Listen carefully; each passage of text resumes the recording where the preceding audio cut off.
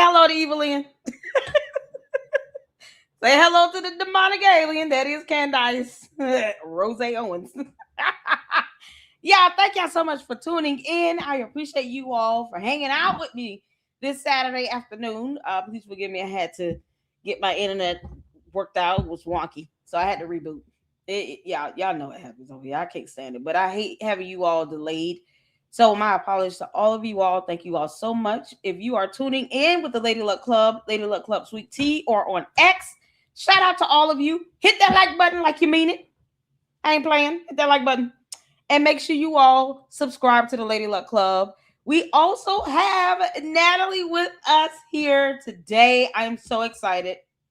It took a minute to get this worked out, but let me tell you something. Your patience pays off. Let the church say amen. It pays off, and I am excited. So we're going to bring her up.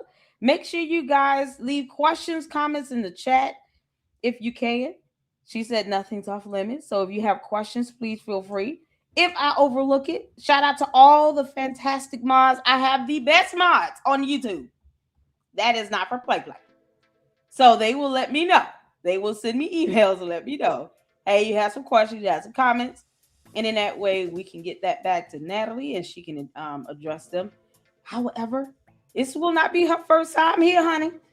It won't be her last. It will not be her last. She will be back with us. So I want to thank all of you all. Thank you to the mods. Hold it down. And let's get her up and going. You guys have seen her on YouTube. We've checked out some of her videos and we have enjoyed them thoroughly. And she's going to tell us more about herself. Welcome up, Natalie Jean. How you doing, girl? What's going on? Hi, I'm glad to be here. Thank you so much for having me. No problem. It is an absolute honor for you to be here. And thank you so much for coming up and hanging out with us today. Give us an intro about yourself. Tell us who you are, what you want us to know.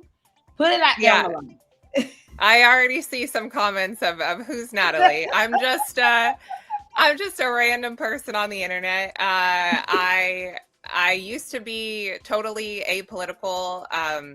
I kind of have a similar story to Candace in the sense that I used to be a liberal. And then I had a kind of, well, at least she claims to have had kind of a leaving the left story. I do have one. Just 2020, the response to COVID, especially compared to the response to BLM, kind of like woke me up and made me realize that a lot of the things the party I was supporting didn't actually care about me. I'm in LA and we had COVID. We milked COVID for all it was worth. It was like 2 years nonstop. Yeah. And when I would ask questions about it, so I'm not opposed to asking questions. When I would ask questions about it, I was called racist for just asking the questions. And so it wasn't an overnight conversion of like, well, now I'm going to the other team, but I started to pay attention to politics because I realized suddenly how important it was, especially local politics. Right. And I started to realize that more often than not, in my view, the conservative position makes sense.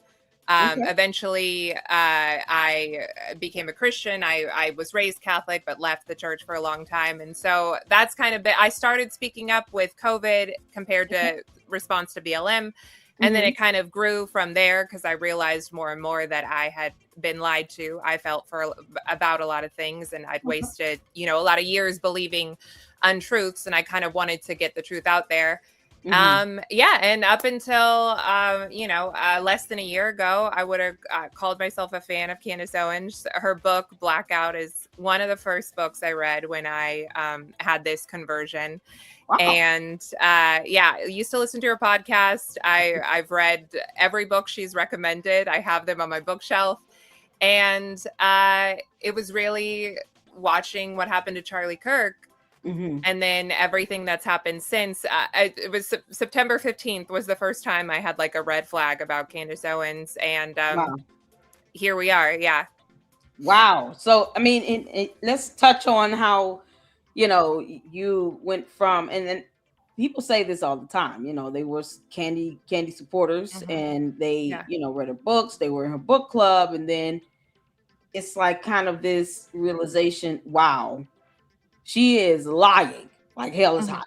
So let me ask you, during her so-called let's attack the Macron's phase, were there any red flags with that may have came up that you can, or maybe pattern of behavior that you could point to now and say, you know what, that probably was happening back then? Like, is there anything that, I guess even looking back, Mhm. you could say, wow, she probably was showing some of this stuff a while ago. And, just we're just now really paying attention. Yeah, I do remember having the awareness that she has a lot of smoke around her all the time. It seems like Mhm. she never met a bridge she didn't want to burn. And Right. I think she takes like pride in that, actually. And so do her fans. So I Mhm. did have an awareness that at a certain point, you're the common denominator if you have this public beef with, or even private beef with all of these different individuals and almost every Right. place you've ever worked. Honestly, and it's my bad, but I can't pay attention to everything all the time. I kind No, of it's tuned out the Macron stuff, fine. but Okay. she did Okay. have me believing that Harvey Weinstein was innocent of a crime. And now I'm like looking back and it's like, oh, I wonder, because I was buying that hook, line, and sinker because she's very persuasive. Hmm. And she does say utter BS, but she says it with such confidence that you're like, Hmm. yeah, okay, Yeah. and I guess I just sort of had like a tertiary awareness of what she was doing, and I wasn't really looking at it with a critical Mhm. eye until September 15th. Gotcha. And then that's one of the things I always ask, people, because it's good to know when you're able to sit back and say, you know what, the realization hit. I can see now that this woman may have been like this whole time, Mhm. but it wasn't until you see a situation, something as sensitive as a man being assassinated on national television, Yeah. in front of his family, friends, thousands of people, and then you see her weaponize this whole, the assassination, and now it's her still desperately trying to get attention and focus on her. Mhm. Um, what I guess, what would you say to those who still support her and could be persuaded or influenced to at least see the facts? What would you say to those individuals, seeing that you were a proponent supporter of hers? Well, number one, I have said often, and I know a lot of people have, that even if for some godforsaken reason you do think that she is on to something and getting close, if Mhm. you call yourself a Christian, you Mhm. do need to have a higher standard and really Yeah. be looking at it from that perspective, first and foremost. We all make mistakes. I've made mistakes while covering this. Okay, I'm flawed and human. We But all it's are. yes, Yeah. it's constant unrepentant sin to the Right. point where I don't know her heart, but I don't know if she even knows that she's sinning. I think that she thinks it's justified because her Mhm. enemies are these evil, Epstein class, whatever. And Jesus Christ does not say, love your enemies, pray for those who persecute you, unless they're the Jews or you think they murdered Charlie Kirk. And Right. it's the hardest thing in the world to pray for your enemies. It's very challenging, but through the power of the Holy Spirit, I believe we're able to do it Yeah. sincerely. So Christians need to have a higher standard for themselves. But one thing I like to do in my videos, I know not everyone's a Christian, is people want to talk about how many holes there are in the official narrative, which I don't even think we have the full scope of that yet because we haven't seen the trial or the full scope of evidence. There Mhm. are so many holes in the narrative that Candace is spreading. And for people who pride themselves on being truth seekers and critical Right. thinking and asking questions, I would just urge people to ask questions of everyone then and Mhm. really apply some critical thought because what she's selling you doesn't even really make sense. And we're also 10 months in and she doesn't even have an official narrative. Like she does not No, she have doesn't. a working theory of like who did what on September 10th and leading up to it. And it keeps Right. another thing that I would like people to know, and I think it's going to continue to get worse as time goes on. The people she implicates actually gets wider and wider. So Right. instead of getting like more narrow and more specific and tighter, it's Mhm. getting more convoluted and more layered, and more people are being like roped in. We've got like Mitt Romney and just all Yeah. manner of Random people coming in. yes. Yeah. And I think it's going to continue to do that because I think her only way out out from here is saying, well, even the defense is in on it, because she's going to have to reconcile with the fact that the defense is not giving her any credence, not talking about all of her conspiracy theories. She's tried to reach out to the defense multiple times and say, let me help you. Let me send you the list of all the men in maroon shirts at UVU. And they're not going to do that. Ridiculous. Exactly. They're not going to do that. And they would do that because their client is facing death row. And these are not like newbies, especially Michael Burt, who defended one of the Menendez brothers and got them a mistrial initially. I think that some of these lawyers know what they're doing. If there was any credence to what Candace was saying, they would be communicating with her. They wouldn't just shove it out of the water. And yet, so she's going to have to deal with that. And the only answer to that is, well, then his defense is in on it too. So we're going to see more and more people implicated. And I guess I would urge people who still think she's on to something to ask yourselves, why are we seeing all of these people implicated instead of narrowing it down? Why is there no working theory? And also, one of the biggest things is if Tyler Robinson is a patsy, how is the case against him also very weak? Like, she will claim, I don't believe the case against him is weak, but she claims simultaneously he's a patsy. And then also it's obvious he's a patsy. The case is so weak. Well, if he were a patsy, the case against him would probably be like airtight, right? Because they're making up evidence. They're fabricating the whole thing. And so that right there doesn't really make sense. People also want to compare it to JFK, and it's like, well, Lee Harvey Oswald, if you believe he was a patsy, he didn't survive that long. It was like 48 hours. So you have to ask yourself, like, why is Tyler Robinson still around? Which I'm glad, I want to see justice play out. I don't. So I'm not urging anyone to do anything. I don't wish harm on anyone, but I do think if you're being honest with yourself, you have to ask yourself why they're allowing him to still have the opportunity to name names, to speak. They're going to a preliminary hearing where the public is seeing all of this like weak evidence. We're on track, hopefully, to go to a trial eventually, very far down the road, unfortunately.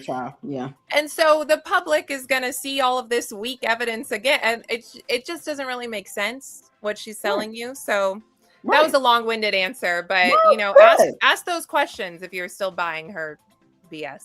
Right. And then that's the thing. It's always, and as an independent journalist, it's always best to present the facts. And even if I give my opinions are based upon the facts. So it's not just my opinion that 2 + 2 = 4. It is a fact. So that is what I go with. Whether someone thinks it might be 6 is irrelevant. If I can actually prove 2 + 2 = 4 is 4. So that's how it is done in the courts. The courts care less about Candace's feelings. They don't care how she feels or what she's thinking and her opinions. All of that would be objected to. She wouldn't even get it past an objection on hearsay, or lack of foundation, or, we're not here to hear her speculate. Those things would be easily objected to in the court of law. And that's what matters the most. And this is why, me personally, because honey, you have the patience of a turtle dove. Me personally, I don't try to change the minds of those candies up in here. And I just don't, because I believe that, when they're not asking her questions, they're not asking her, hey, you said you have 2 degrees. Are you going to show us these 2 degrees? Can we see them? Can we see your transcript? Just basic evidence and information. When they're not asking her for evidence on anything she says, I don't take them seriously, and it's best sometimes when you're dealing with this cult of personality at this point, because I've been saying this, but at this point, a lot of more people are waking up to seeing that Candace is a cult leader. And this narcissism she has where everything has to be about her. The whole trial is somehow coming back to her and how she feels. Why didn't they say this? And you did this and you said that. And it's like, don't entertain her. I even left a comment on Andrew Kovic's post on X. Stop responding to her. You see what she's doing? She baiting you in a conversation. She wants content. She just wants something to say. That's why her posts they don't have any substance. Because it's just her just throwing things out there just with something to say. Okay, what's the point of you saying this? I literally responded, was like, girl, if you don't go, bye, Felicia, go to bed. Heifer, go to bed. Go to bed. You up at 2:00 in the morning Eastern Standard Time, talking about what you heard Ben Shapiro. Go to bed. You have on your vacation, no less. She's supposed to be on vacation. Posting. Yeah. Why you not on the beach or something, but having a wine dinner, a date night with your, laughing the husband? Like why you not out here doing anything else in life? 4.5 kids, you are pregnant, girl. You need to be sitting here craving pickles and ice cream. What you doing? Like living life. And that goes to show it's the narcissism. She has to have this somehow come back to be about her. If anything happens to me, and child, please, we want you to go to court. Like no one wants anything to happen to you. We want you in court. But all the lies that she's told, even about her fake assassination attempt, nobody is trying to get a hit on her. They want her to go to evidence ever. She said she had evidence of a French assassin, and she never gave 1.5 million. What were those transactions or something? The club, the song. Yeah. What is it? It's like you. So you think we shouldn't like, I'm super torn on it, honestly, of like responding versus not responding. Obviously, it's better if like everyone ignores her, but that's not realistic. So I just find myself like always coming back to it because it's so hard to like tear myself away from. Oh, I'm going to continue to report on her. But see, what I do is here's the information that she is not telling you, such as breaking down her motions to dismiss. She's not going to tear her code. Well, I really don't want to go to court. I don't really want to get to that discovery phase. And she still does not know what subpoena power is. So that's what I pull up. Or she doesn't address the fact that Mitch Snow is dodging service. The U.S. Marshals could not serve him because he's not making himself available and he does not want to participate in this federal lawsuit. So what he's going to end up getting is a default judgment granted against him. But she's not telling anyone that. So these are the things that you can see based on her actions. I don't care what she says. It's based on the actions and the things that she doesn't say that I point out. Because those are the things that people need to know. And you would think her cult members will go back to her and say, wait a minute, why are you filing a motion to dismiss? I thought we wanted to get to the discovery phase. How do you get there if you want this to be dismissed? Well, she hired 3 attorneys to sit here on this Brian Harper lawsuit to dismiss it and strike. It's like, but they're not going to, they come over here to troll and read everything, and then they still don't go back to her and say, listen, we saw this on the Lady Luck Club, and you asking for a dismissal? Why? No, just answer and move to the next phase. She will never tell them, I don't want to go to court. Like that's crazy. Even I didn't know that. I knew she had been trying to do that with Macron, but I didn't realize with Brian Harpole too. She wants to file a motion to dismiss and a motion to strike. Even if it's a partial, it's still you're asking the court based on their theory that there is no claim stated, even though there's claim stated adequately. But there's the whole goal is let us find a way to say that this does not have merit. And let's try to get what we can dismiss. The less claims stated that the court sees are not merited, then the less money she thinks she'll have to pay. That's you hoping that the judge would say in a civil matter where the burden is a preponderance of the evidence that there is no claim stated when there are sufficient claims stated, and that somehow they just dismiss this because you just want to say you didn't say or do this. Everything is not covered under First Amendment when you're talking about giving provable false statements. But for her to say, sue me, I want subpoena power. I want all the smoke. Come on, Evelyn, get all the smoke. Here's his lawsuit. And then what does she do? What does she do? Oh, I'm filing a motion to dismiss. Oh, okay, cool. So you don't want to go to court. That is crazy. It's crazy, right? She does talk about it so much and I'm not like well versed in law. I guess I'm lucky. I've never had to, retain a lawyer. But I always think, is that really what subpoena power is? Like you just get anything you want? It sounds a little bit nutty to me. And I had like this inkling that she seems to be confused or intentionally lying about things. She just lies. Candace has at least one attorney left with the Macron case, and she has now 3 attorneys for the Harpool lawsuit, 2 to 3, I think. She can easily ask them, what is subpoena power, or Google it. She won't read to save her life. So subpoena power is basically where you have the attorneys file a subpoena to the court. It has to have a legal reasoning for that, because in a civil proceeding, you are entitled to discovery, but it has to be relevant to the case. Candace wants things like Mikey McCoy's call logs. Like, what does that have to do with the lawsuit? She wants things that are outside the scope of the lawsuit, and she's telling her code members, I'll be able to get whatever I ask for. No, she will. Her and the devil are a liar. No, she will not. That's not how that works. Her attorneys know that. So that's why these attorneys aren't stunning her, except Baron Coleman, who needs to be disbarred. They're not stunning her. They're real, true, authentic attorneys. They're not stunning her. They don't take her seriously. Her attorneys know we can't go to court treating it like it's your YouTube channel. See, all this stuff you saying on YouTube, you can't go to court saying that in front of a federal judge. And your attorneys are not going to make these dumb legal arguments based on how you feel in front of this federal judge. That judge will sanction their behind and sit them down. They don't play that in court. And that's what Candace doesn't. She fears. She has no power in the court of law because she's ignorant to how things work in the court of law. She's ignorant to laws, to court rules, to canons, to the decorum of the court with attorneys' conduct. She's ignorant to all of that. So when you're asking for discovery, it has to be relevant to the claims. In her defense, if she wants discovery to prove that something was said, maybe let's say, and I'm just giving an example, they present a post and they don't pull up the whole post. She's like, okay, can I see whatever post you all are pulling up? Because this is what I put up. That's a situation where you're asking for something reasonable.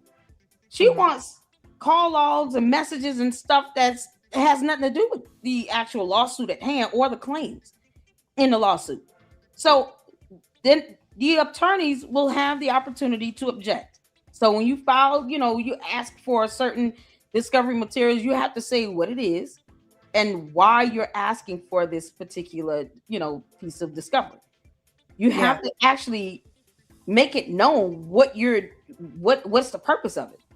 And then if it's discovery by court rule that you're entitled to and you don't get it, then you can file a motion to compel discovery.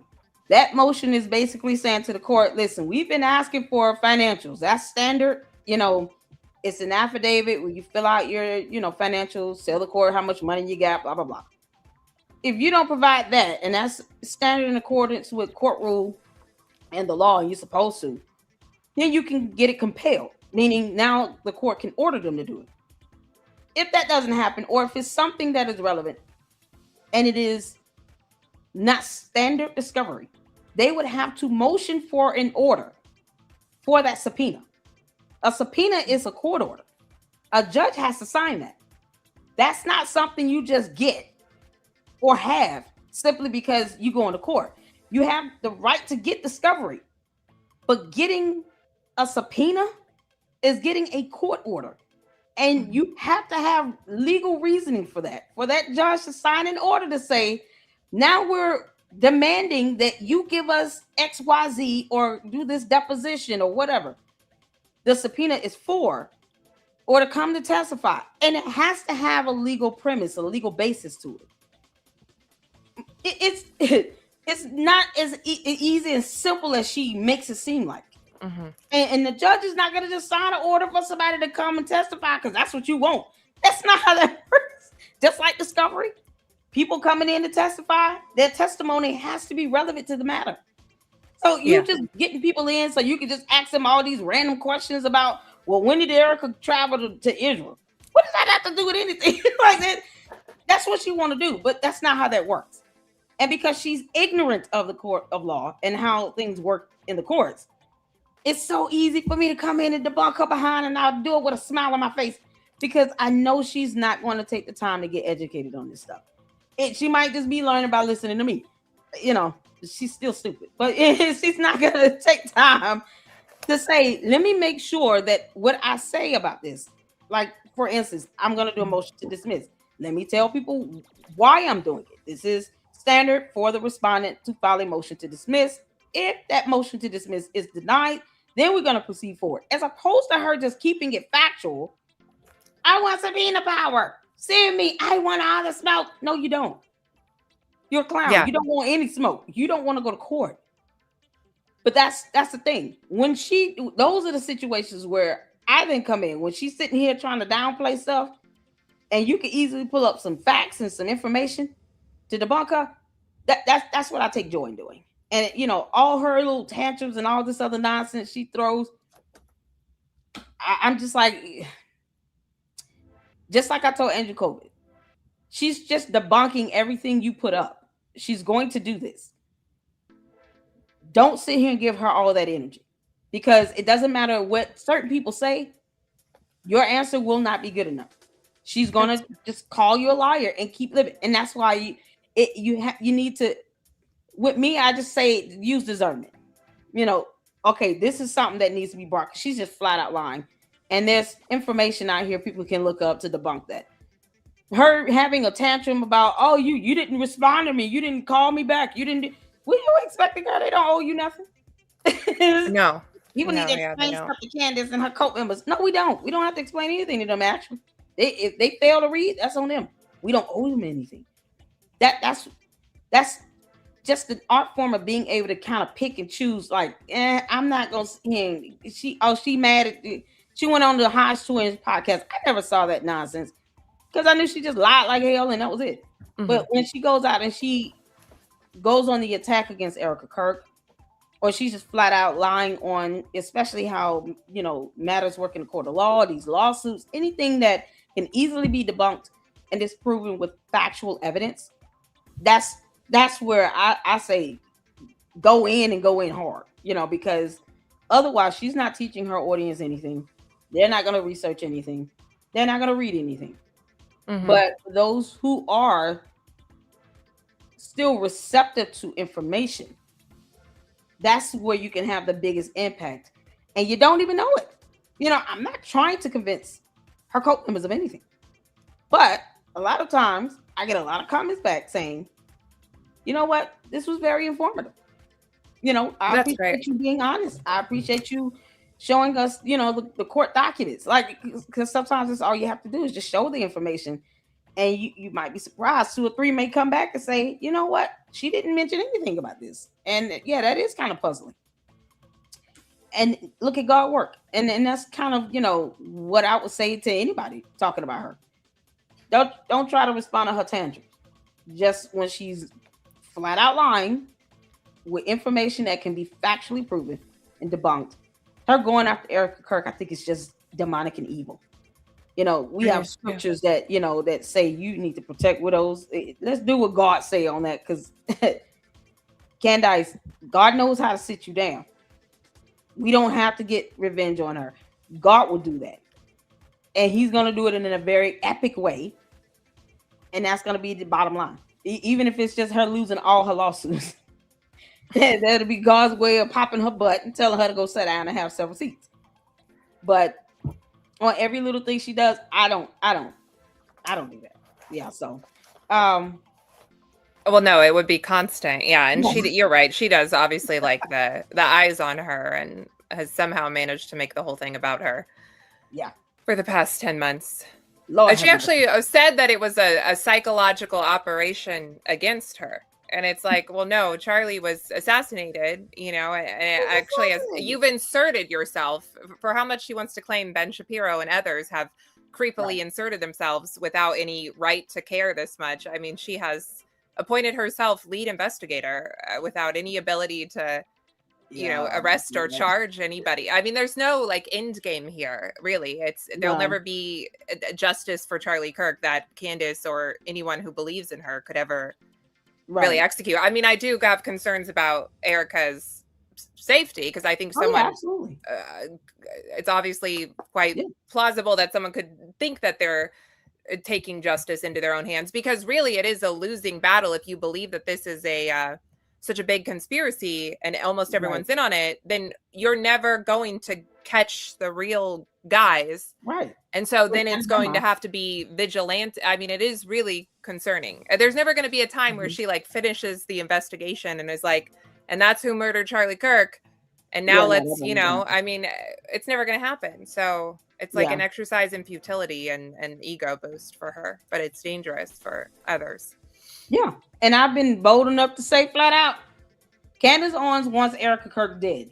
I think so. I don't have to sugarcoat it. I've been saying this for months. Y'all hit the 4 in the chat. I have whole videos titled just that. Candace Owens wants ERIKA KIRK dead. Hit the 4 in the chat. Y'all remember that. You can go on my playlist to see videos where that's the title. Yeah. Candace Owens wants ERIKA KIRK dead. I don't put anything past Candace Owens that she would not physically harm or hurt ERIKA KIRK, because her dangerous rhetoric has not only led to others sending out death threats because someone's a Jewish conservative or a donor. She's doxed Jewish donors because they gave money to TPUSA. And for no other reason. They committed no crime. She has called for ERIKA KIRK to be jailed. Yeah. And she hasn't been committed of any crime. She hasn't done anything criminal at all. She has mocked this woman for crying, for being upset, for grieving the loss of her husband, and does not care about those 2 children. This is why when you are that stone cold and soulless, she has the profile of a narcissism. No one owes her the benefit of the doubt. Not at this point. It's been 10 months of this. Yeah. No one owes her the benefit of the doubt. I said 7 months ago, ERIKA KIRK needs to get a protection order against Candace. And what sealed the deal was when Candace stated she has sources and direct contacts that live in ERIKA KIRK's residential building. Eyes and ears, they're always watching, always listening. You're stalking her. Right. That's a felony. And she accuses everybody else of stalking her. And her followers will accuse me of stalking her just because I post about her frequently. I don't have any idea where she lives, and I couldn't care less. But it's like everything she does. She told people to find out where I live and what's in my medicine cabinet, you know, and that started like a whole slew of things. God. I had to file a police report, all that. Yeah, she doesn't seem to have any remorse. And yeah, I mean, obviously, the seemingly obvious end game here is you're telling people ERIKA's getting away with murder. So all it takes is one person to take that to heart with the means to do it. It's like telling Democrats telling everyone that, you know, they're Nazis and go punch a Nazi. Like, what are you supposed to do if you truly think like fascists are in the White House, all of that? You have a moral obligation to do something if that is truly how you're operating. So it is dangerous, and it was always inevitable that she was going to go after her. So you were right to call it 7 months ago, because the way that she was going from day one was either ERIKA would have to be incredibly oblivious, like Charlie apparently was, just a complete moron, according to Candace, or she had to be in on it. With the way that she was implicating essentially everybody around ERIKA, it was only a matter of time before she just like went for the jugular. Oh yeah, absolutely. Yeah. And it was, I mean, after what, a month and a half of her going after Israel, then the Egyptian plane crap, I think it was like almost 2 months where I said flat out to the LLC, it's only a matter of time before she goes after ERIKA KIRK, because she clearly doesn't like her. I mean, did not extend any hand to have her on the show. Never invited her on her show. Never said anytime, hey, ERIKA KIRK, if you need me, girl, let me know. I will fly out to you. We'll bring some prep meals. We'll help get the kids' rooms cleaned up. Whatever you need us to do for a week, George and I will get on a plane and come out there to you, because Charlie KIRK was my brother. And I want to make sure you're okay. None of that. Candace did not show any concern or care when he died. She could barely cry. And for her to go and mock ERIKA KIRK for grieving, it's got to be the lowest foul thing ever. And then you double down with that by saying that you have sources and direct contacts living in her building. Why? They should all be in jail. Why are they stalking her on your behalf? So you know that they have to be telling her everything that she's doing, because why else would you say that? If it bears no importance, if there's no substance to you even saying that you have direct sources and contacts living in her residential building, then why would you even put it out there? It's like a dog whistle to say, I'm watching you. Even if I'm not there, there are people there that are telling me what you're doing. Why? She's a grown woman who deserves the right to live in peace. And you're sitting here admitting to what the state of Arizona defines to be a class 3-5 felony. It's not a misdemeanor. Stalking is a felony in the state of Arizona. Why are you doing that? Why are people putting themselves in a line of fire to possibly lose their liberty and freedom for Candace? And for what? She doesn't even pay their bills. That's what it comes down to. They get nothing out of it except jail time and a protection order. And now you're being told you can't be within 1,000 feet of this woman. Like, what do you have to gain out of that? But this is, there lies the danger in that. Candace does not care. She doesn't care if something happens to her. She wants something to happen to her. And that's what makes it even more dangerous of her. Candace would not lose any sleep. She would not lose any sleep. If something happened to ERIKA KIRK, she wouldn't lose not 1 second of sleep. She would probably say, oh, look at ERIKA KIRK faking up in the hospital with bandages and a tube in her throat. Like, she wouldn't care.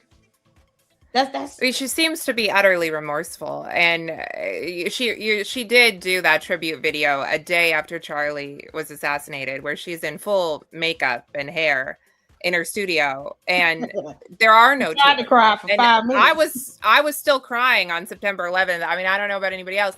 And there's no tears at all. And, I'm not in the business typically of policing grief. Okay. Grief is weird, but since she's in the business of policing grief, it's odd. It seems like odd behavior to me. And yeah, you're right. I've never seen, it's a type of evil that I guess I haven't really come in contact. Maybe I'm a little bit naive or sheltered. The internet is an awful place, but typically people like move on. Like, it'll come for you, and then your last week's news in a day or two or whatever, a month.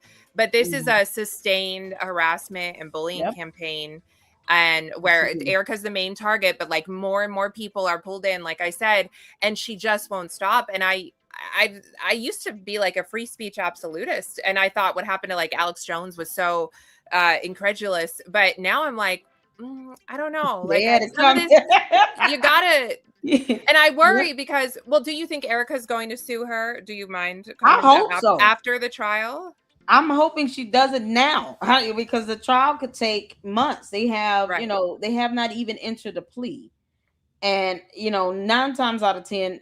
They're going to enter a non-guilty plea so that they can go to trial. If they enter a guilty plea, then that is a sign that they're trying to take a plea deal. Right. But because they do have, to the prosecutor, they're like, either way, he's going to be found guilty, whether he pleads guilty or on his own, or we get a jury up in here. And more than likely, he's going to be found guilty. We just want the death penalty. And that's the thing. You can't get the death penalty if you get a plea deal. So I don't think the prosecutor cares either way what they plead to. If they plead not guilty, they know, okay, well, we're going to take it to trial and we're going to ask for the death penalty. That might not happen until the end of the year or next year. I've heard a year to 2 years. I mean, it can be a very lengthy process. Unfortunately, yeah. Apparently, the judge isn't even going to rule on whether it goes to trial. And I'm like you, I think it obviously will, until September 1st or later. So it's like such a slow process. But I don't know. And they have to enter a plea still. I don't think he did that yesterday. And you saw how the preliminary went. I mean, and that's just admitting evidence and testimonial evidence and, getting the witnesses in. That was a whole week. First 2-3 days was like 8-9 hours. They were pulling the whole work hours, like work days in court. So imagine that now with a jury, and it becomes even more meticulous because the burden in that trial now will be to prove beyond a reasonable doubt. That's going to take months. All that testimony, all of the evidence they have. Oh man. And then the jury has to see it all. So what you saw this week was just what they admitted into the case. Once you get through the plea hearing, the jury selection process, then you start the trial itself. Now you're talking about the jury seeing everything all over again. So imagine like Monday and Tuesday was 8 hours worth. Imagine that being split up into days to weeks at a time. Right. Because they have to see all that evidence from start to finish of what has been admitted. into the case. And then, of course, that factors into what the ruling they will render, and in their deliberation. It's going to be a very long process. So if she does it, because of the timeliness filing rule regarding civil proceedings, especially for defamation, I think it's 12 months, maybe 18, but I think it's 12 months. You guys can confirm in the chat. Let me know what the timely filing limit is. But if it's 12 months, she'll run out of time if she waits to the end. Right. And so she needs to go ahead and do it, and she can always do an amendment. And if something else comes up, just like with the Macrones, they did an amendment when Candace doubled down after being served. It's the same thing. You can do an amendment if there's any new evidence or any new occurrences that happen. You can file an amendment to the complaint, but at least get the initial complaint filed. That way you don't have to risk running out of time to do that. And ERIKA KIRK will have plenty of evidence. And if she gets the protection of the restraining order or even an injunction for harassment, that will make her civil matter that much stronger. It will make it incredibly stronger, because now you can say, Your Honor, this woman has been stalking me, and I had to go to court and get a protection order and a restraining order. However, because of this, because she said that she has people living in my building, where it's eyes and ears everywhere I go. Who wants to live like that? Right. She doesn't deserve that. She lost her husband. Right. No one deserves to deal with that, period. But she's called for me to go to jail, Your Honor. I haven't committed a crime. She wants me to be interrogated by the police. These are all the things that would make her lawsuit that much more stronger. And so I just, honestly, after her going out there to Tennessee for 4.5 hours, I said, unless she is going out there to try to prove malicious intent, that would have been a waste of a trip. If you're not going out there to use it to your advantage for a lawsuit, it's a waste, because Candace came out and doubled down. Well, everything I've heard from, close family friends, take it with a grain of salt, is that ERIKA does not, wants to exhaust every resource first before suing her. But from the outsider, it does seem like now's the time, because this just can't keep going on. And, Candace now claims that she only turned on ERIKA after that 4.5 hour sit down. But if you actually go back and watch her show the day after, she was actually very tepid towards ERIKA and saying that ERIKA cleared up a lot. And so she does this thing where she slowly over the course of months rewrites history. And now her followers believe that she only turned on ERIKA when ERIKA lied to her face, supposedly, during this 4.5 hour meeting. But she would have said that the next day. The next day, she was actually like, ERIKA cleared up a lot of things for me. But then I think she saw that her audience was going for blood. Her audience always wanted ERIKA. And like I said, it was inevitable that she would get to ERIKA. Yeah. So now she kind of reworks the story of, she lied to my face. And of course, ERIKA has never commented really on the meeting. So we don't even know what actually happened in the meeting other than Candace's side of it. But yeah, it's very sinister the way that she will rewrite history and pretend that it's been like this for a while. Yep. Evil gimps do evil things. And it's, for me, I saw it coming right around the time when she started gearing up about this Fort Huachuca thing.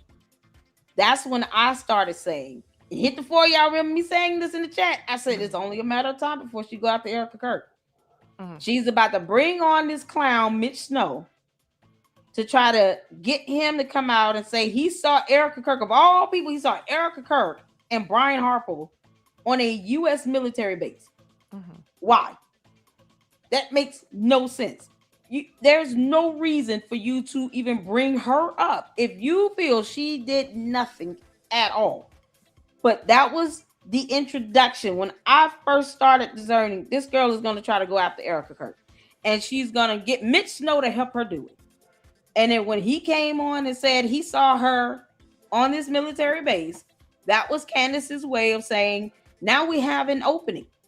Now we have a way to say that ERIKA KIRK must have some ties to this, because why would she be on this military base? And blah, blah, blah, with no evidence. That was then when I started saying, she's going to go after ERIKA KIRK. And it was just like, good God. I don't know. For me, I just see BS when it comes. Candace is full of it. And she just doesn't get. She doesn't get past me. I see straight through her, and the tactics that she's using, it's like a rinse and repeat for her. You know, one of the reasons why I went over her lawsuits before I started diving heavy into reporting on her was to be able to kind of gauge her mentality and her decision making, you know, her mindset when it comes to the rule of law. You have no respect for the rule of law. You have no respect for anything, because you'll believe that you can do whatever you want and get away with it. You'll be able to act with impunity. And that's exactly what she has shown. She has shown that she is quite capable of going after people to the point where they sue her, and then she wants to act like a butt when it goes to, you know, litigation. Like with Kimberly Klasick. Perfect example. She dogged that woman out 4 weeks. And then all of a sudden, Kimberly Klasick drops a lawsuit on her for defamation. And then what does she try to do? Get it dismissed. She files a lawsuit against her apartment community, talking about, I'm getting yeast infections from this black mold. Oh, okay. Get to the trial hearing. She's a no-show. They won by default judgment. Oh, wow. That part I did not know. She didn't even show up. She didn't even show up for the trial hearing. Not at all. Hired the wrong type of attorney to begin with. When I say we went through all the court documents, we went through it all. And she didn't even go to the trial hearing. And she was the one that brought the lawsuit. But this was all for her to paying 7 months of rent.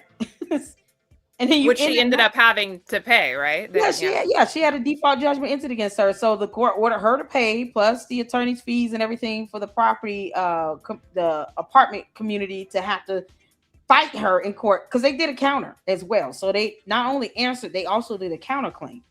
So it's basically like, okay, you sued me, I'm gonna sue you right back. We're just doing it all in the same, you know, case file. And they counterclaimed and they got their money. You know, and they were like, all this she did, and for what? You know, she didn't hire the right type of attorney, didn't have an attorney at all. God knows if he got paid. And look what we are. And you still have that. Was that ever cleared up? Is my question. Did she pay the actual money? But she was ordered to do it, just like with the appeal with the visa in Australia. She was ordered to pay the government's court costs when she lost. There's no, we don't know as the public whether that's not public information, whether she ever pays. Because I just wonder, like, how does she this is obviously like years long pattern. How does somebody like get away with all of this and just keep getting, you know, more successful? I don't know. It's the crazy thing is that if nothing else, because when it comes to the judgment being satisfied, that's not something I was able to see on the docket. And typically that will show up if you satisfied the judgment. I haven't seen it, so I don't know. But even with the High Court of Australia, they order her to pay those court costs. My question is, how much is it? Like, I haven't even seen anything where they gave the amount of how much she owed. But she knows that these judgments are being entered against her. You know, when she tried to sue USA Today, she lost. She lost. And it's the same thing. It's the same pattern with her. And that's when I said, okay, cool. So now I know how to gauge this, because I know she's full of crap. And when it comes down to litigation matters, she doesn't take it seriously. She didn't take anything goes on in court of law seriously. It's just like she said, she didn't care about the investigation going on with the state of Utah. She didn't care. She said this months ago, I don't care about that investigation. So why are you watching it? Why are you commenting on it? Why are you putting up posts about it? Right. This is what she will do just to keep those views coming in. Now you want to sit here and renege on you not caring and make it seem as if it's all about you. I see you coming. You're a hypocrite. You're a complete liar. And this is all about public relations for her. It's all about a PR stunt. She doesn't care. She has no true interest in any of this. She knows Charlie Kirk couldn't stand her guts. And she's doing all of this for PR. She's a narcissist. So you don't think she actually believes? I wonder about that sometimes. Is she lying? Obviously she's lying, but is she lying? I wonder if she's like so untethered from reality that I think sometimes when you go so deep into your own lies, like, don't you kind of have to, do you become can't even remember all her lies. She can't even remember all her lies. That's true. She does contradict herself a lot. It sounds like a very stressful existence, honestly, to have to keep up with all this, and then you're constantly being sued, and then you're asking for war with everyone, but then you're trying to dismiss lawsuits. It makes my heart rate go up. I just couldn't be me, honestly. It seems like a miserable existence, but has worldly success, so I guess that's she's a miserable person. Listen, the devil even can let you think that you're successful. You know, you sell your soul to the devil, he'll let you feel like you getting up and up. He'll let you feel as if you're making a ton of money and think about how much money she's spending out on attorney's fees. The fact that she can't even keep attorneys, now Lord, we thank you. Like, she can't even keep attorneys. 2 of them have withdrawn from her Macron lawsuit. From her defense. So now you got to start over with more attorneys and pay them retainer plus whatever, billable hours they charge you, all that money. And for what? What success is to her is a visage. It's for someone that knows better and you can see through all of that. That success that she thinks she has is a visage. She has 6 million bots. Like, I don't care about bots. They're not real people. The support I have here in the Lady Luck Club is immeasurable, and I bless God for it.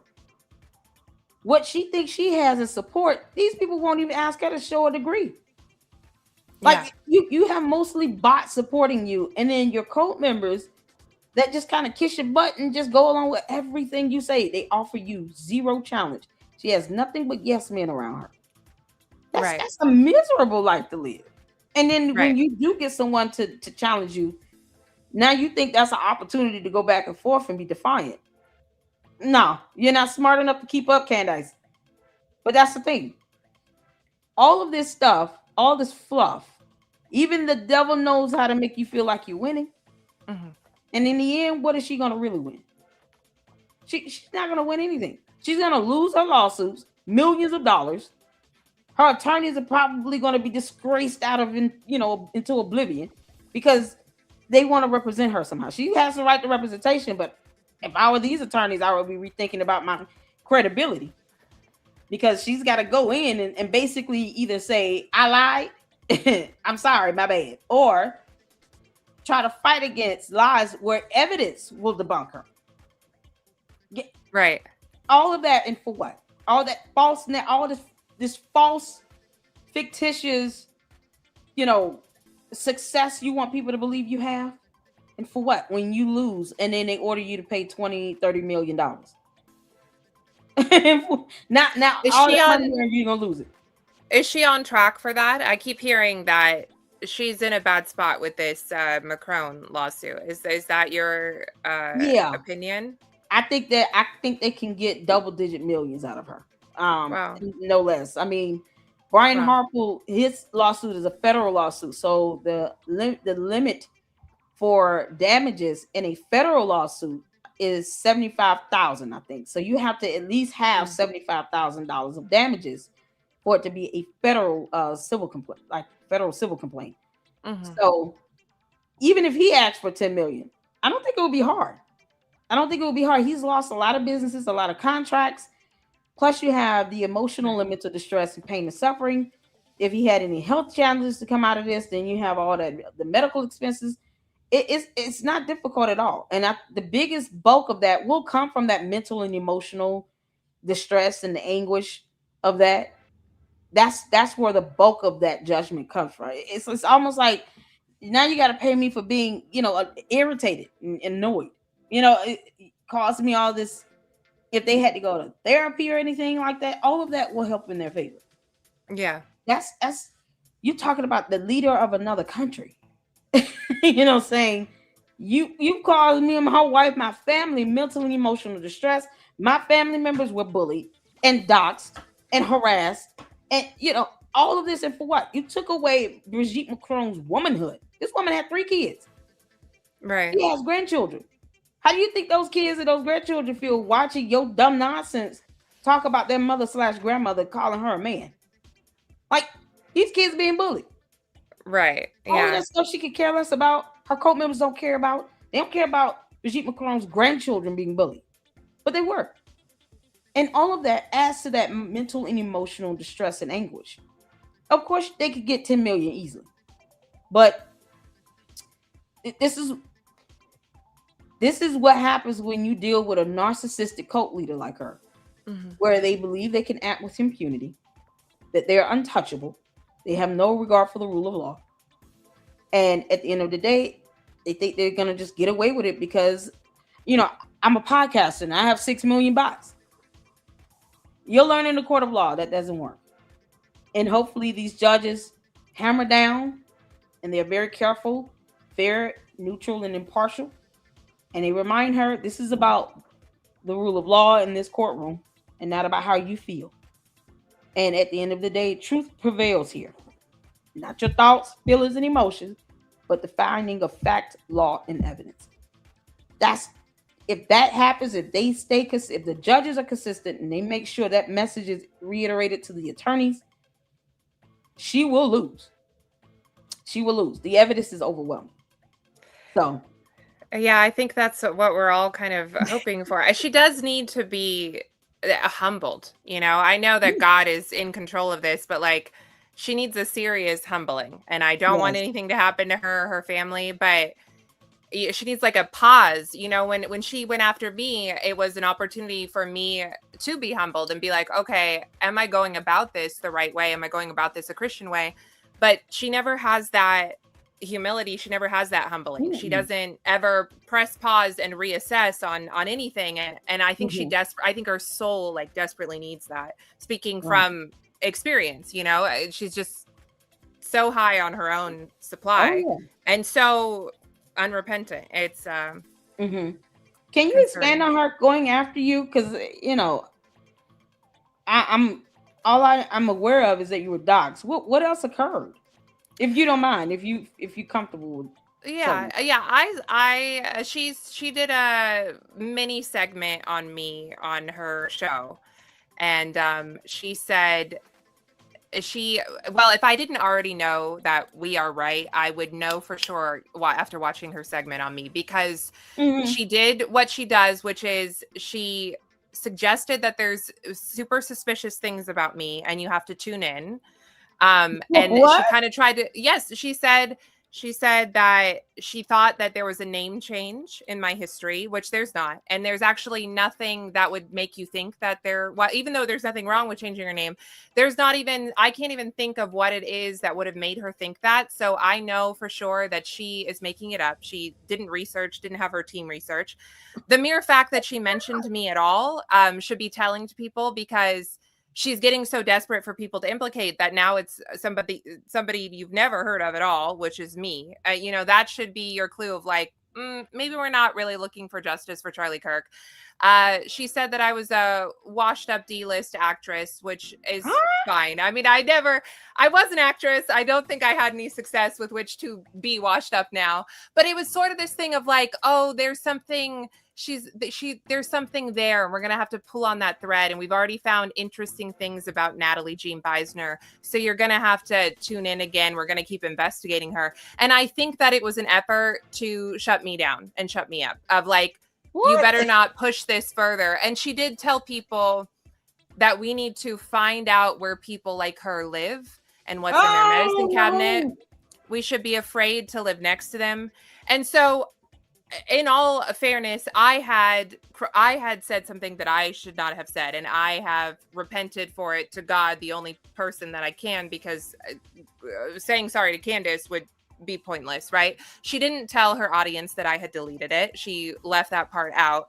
And instead of just saying, you know what, Natalie's a jerk, which she's within her rights to do, even though that's not what we should do as Christians, she decided to make it suspicious, right? So there's one thing between excoriating someone and going scorched earth. It's another thing to say, and this person is suspicious, you should be afraid of them, and we should be looking into them.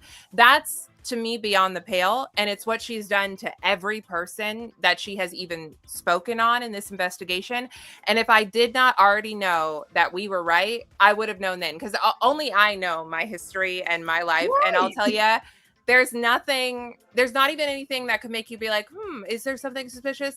I used to be a liberal. I used to be an atheist, used to be a feminist. I had some dumb opinions, and that is out in the public. That's not anything I'm hiding. There's nothing, no criminal record, nothing to hide, nothing at all. And so that was really affirmation from, even though it was kind of jarring. And like I said, it was a press pause moment for me of like, okay, I do need to go back to God, because man, my anger watching her is like next level. I really consuming, because what I was doing is I was watching all of her shows from start to finish, basically since September 15th. And then I was clipping things and I was responding and doing like all this meticulous work. And I think if you consume that constantly, it starts to like wreck your soul. And so I've noticed that if I get too deep into it and I stop like reading the Bible every morning and stop praying, then I'm like, I will sin, and then I'll get like clocked, either clock myself or someone else will clock me. And this was one of those moments. And ultimately I'm like grateful for it, but it was scary, but it was affirming of like, okay, I've had her right from the beginning, because again, she doesn't have to like me. She shouldn't like me. All good. But to suggest there was something suspicious about me, it's like, okay, I know what she's doing. She's doing to me what she's done to everybody else. And it's, people started sending me death threats and I'm going to come knock on your door. And it's like, and then she'll claim that she's at risk. It's like, why are you sending people? I said something I shouldn't have said, but you're trying to send people. I don't want anyone to be hurt. You got death threats? I had to file a police report. Yeah. Oh my God. Was it Project Constipation? Project Constitution. He outright lied about me. He said I was stalking Candace. He called me a Zionist. No. And listen, they just outright lie that I threatened her children, that I'm stalking her, that I'm a Zionist, and I have nothing against people who are pro-Israel at all. But I'm not motivated by Israel when I'm talking about Candace. I'm motivated by the truth and how I felt about Charlie dying and the way Candace has been behaving. So it's just lies. Yeah. And I don't, I think that she knows like, okay, what am I going to do about it? Right. And then it's just that like implicit threat of like, you better stop talking about me or I'm going to keep talking about you. And I would hope that people would have an awareness of like, for her to even spend any time on me at all means that she's spinning her wheels and desperate for content. I have nothing to do with anything, and no one has ever even really heard I'm grateful for the fans I do have, of course, but I'm not like someone you've ever heard of. And so for her to be even like wasting air on me just is proof positive that she is desperate for content. You can't did you file an FBI complaint? I hope you did. Maybe I should. You should. Yeah. You should. No, because I literally said this the other day. It was on X. Another young man did up a post of someone doing a video in a ski mask or something. I saw he's threatening ERIKA KIRK. I was like, report that to the FBI. We're not playing with him. Let me tell you something. I have everything screenshot and all that. Oh yeah, report it to the FBI. Yeah, I would drop you the link where you can. Let me tell you exactly where you can report cyber crimes to the FBI, because that's that's what they here for. Because at some point, I'll tell you exactly what they're gonna do. They're gonna look at your complaint and everybody else's complaints. They're gonna see all your evidence, attach your evidence, and then they're gonna approve to move forward with an investigation. Project Constipation want to nuck if he buck. Tell him to nuck if he bucks at that FBI. Come knocking at his door, calling him, asking him questions about these investigations. Let's see how hard he nucks if he bucks then. You won't be able to lie about it, Project Constipation, because there will be evidence, post videos about you. You can't make this up. What is wrong with them? The way he outright lies.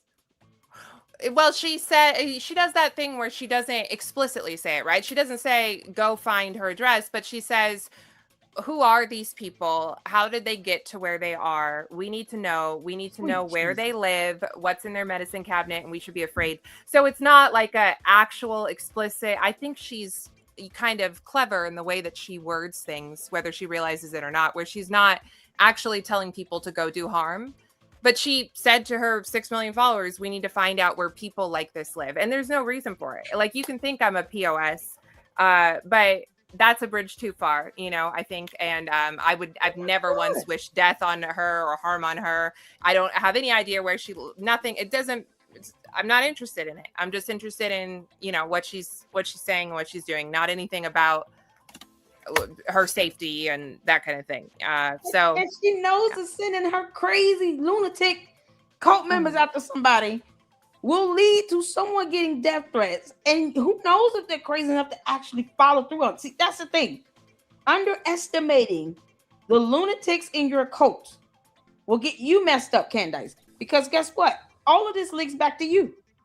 You don't think that you're gonna be somehow severed from someone that chooses to go out and go after somebody when you're out here dog whistling for people to find out where someone lives? You are literally advocating for people to be doxxed.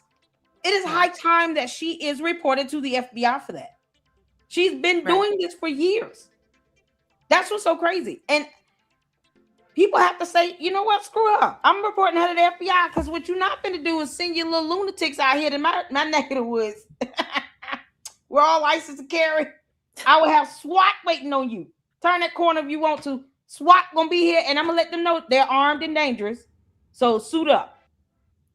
And you might get popped before you make that last right turn you got to make over here. You not coming to my neck of the woods with that nonsense. Don't play that. You got kids, you got a family, you got a life to live. You have the right to free speech and expression. Candace, no one wants your daughter to grow up and be like you. No one. Hopefully, as a parent, you want your kids to grow up and be better than you, because you want the best for them. You want them to be successful. You want to help guide them and steer them in a way to where they don't grow up and make the same mistakes you make. Right. You want them to come out on top. You want them to have more money and a better credit score, to be able to have, you know, a beautiful, abundant life God wants us all to live. You want the best for your children. And even with my fallacies, I told my boys, I have 2 boys, please don't go out and get women that are like mama. When you get ready to pick a wife, God bless you and is preparing you to get ready to get married and all of that. Get somebody that's better than mama. Not someone like me, someone better than me. Because I want you to have better. I done made some mistakes in my life, and I don't want you to be hurt. I don't want you to be put in any vicarious situation where you got to explain to a judge to get yourself out of. Get someone better than mama. Go get the best in life. Have the best people around you. Good friends, good people around you that will tell you the truth and tell you that they love you and care for you.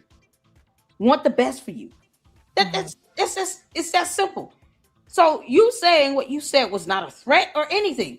No one wants Candace's kids to be like her. Now, when you talk about, oh, my pregnancy is gonna make me physically fight people, girl, bye, Felicia. Well, is she pregnant with a boy all the time? It feels like it, but she's mean all the time. She's not any different when she's pregnant with a boy. She's mean. And you see that there's that clip of her on Glenn Beck a couple of years ago talking about how she used to be mean and didn't like herself.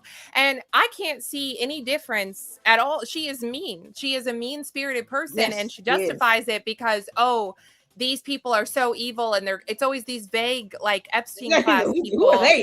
And somehow I'm tied into it. And so that's how she justifies everything. Like, oh, they want your kids and this and that. I've been called, you know, someone who preys on children so many times.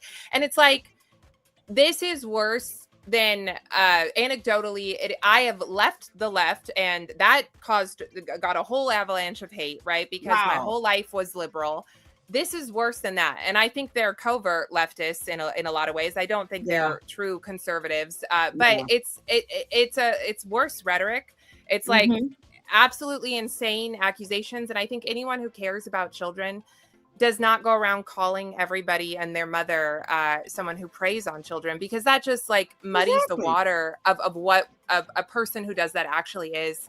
And we don't want it's like racist and white supremacists. We don't want to muddy that water of like, oh, now it's meaningless to be a racist because everybody's a racist. You don't want to do that to someone who preys on to the act of preying on children. And these people do. They'll say it to ERIKA about ERIKA. They'll say it to me in my comments because I like don't think Israel murdered Charlie Kirk. It's very, very bizarre. And I should not have said what I said. And it didn't add to the conversation. And it was a moment of weakness. And I do regret it, not just because of what came at me, but because it's a sin against God. You know, it shouldn't have been said. But nobody, even Candace Owens herself, deserves to have physical harm come to them or threats because of something they said. I hate everything she has said.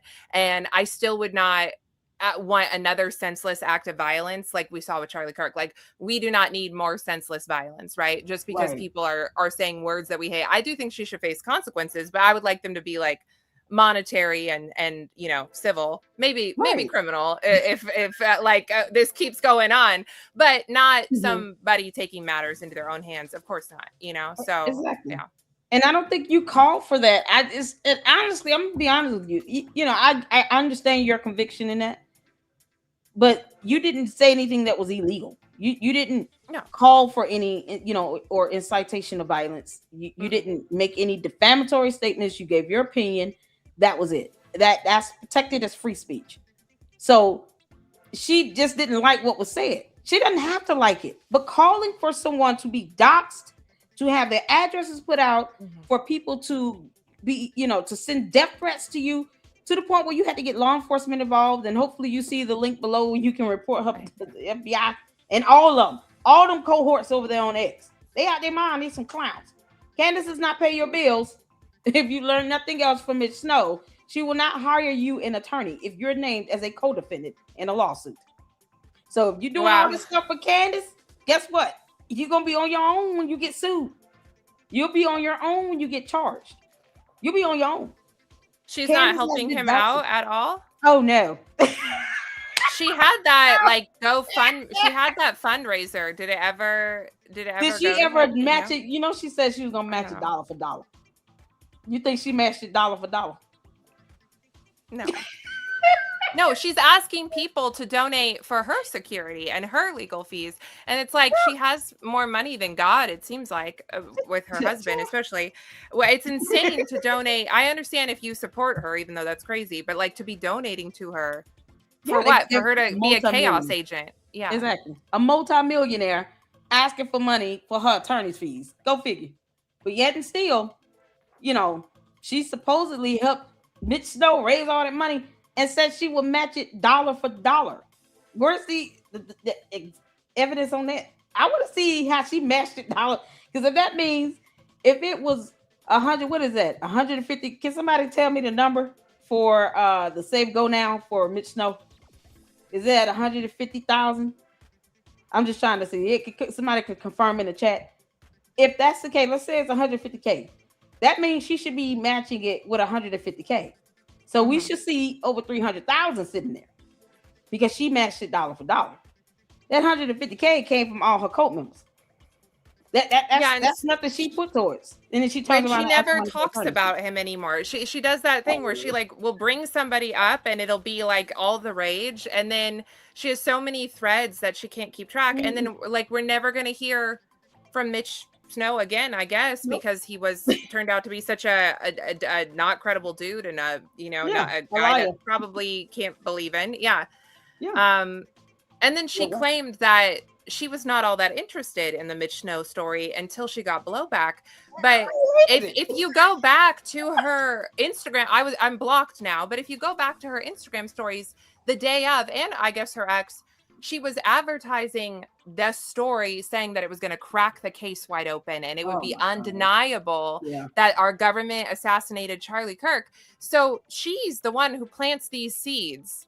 And then she acts like, oh, you guys are so angry. Why are you so angry? I guess I must be over the target. It's nutty. She's the one who said that this is going to crack it open. And she said that now like 25. This is the thing that will crack it open. And then when she gets heat for it, it's like, oh, you're showing too much heat. I must be onto something. It's mind numbing. I guess you're right. There's no point in arguing because it is truly, this is why I get angry and I get hot fingers and I need to stop.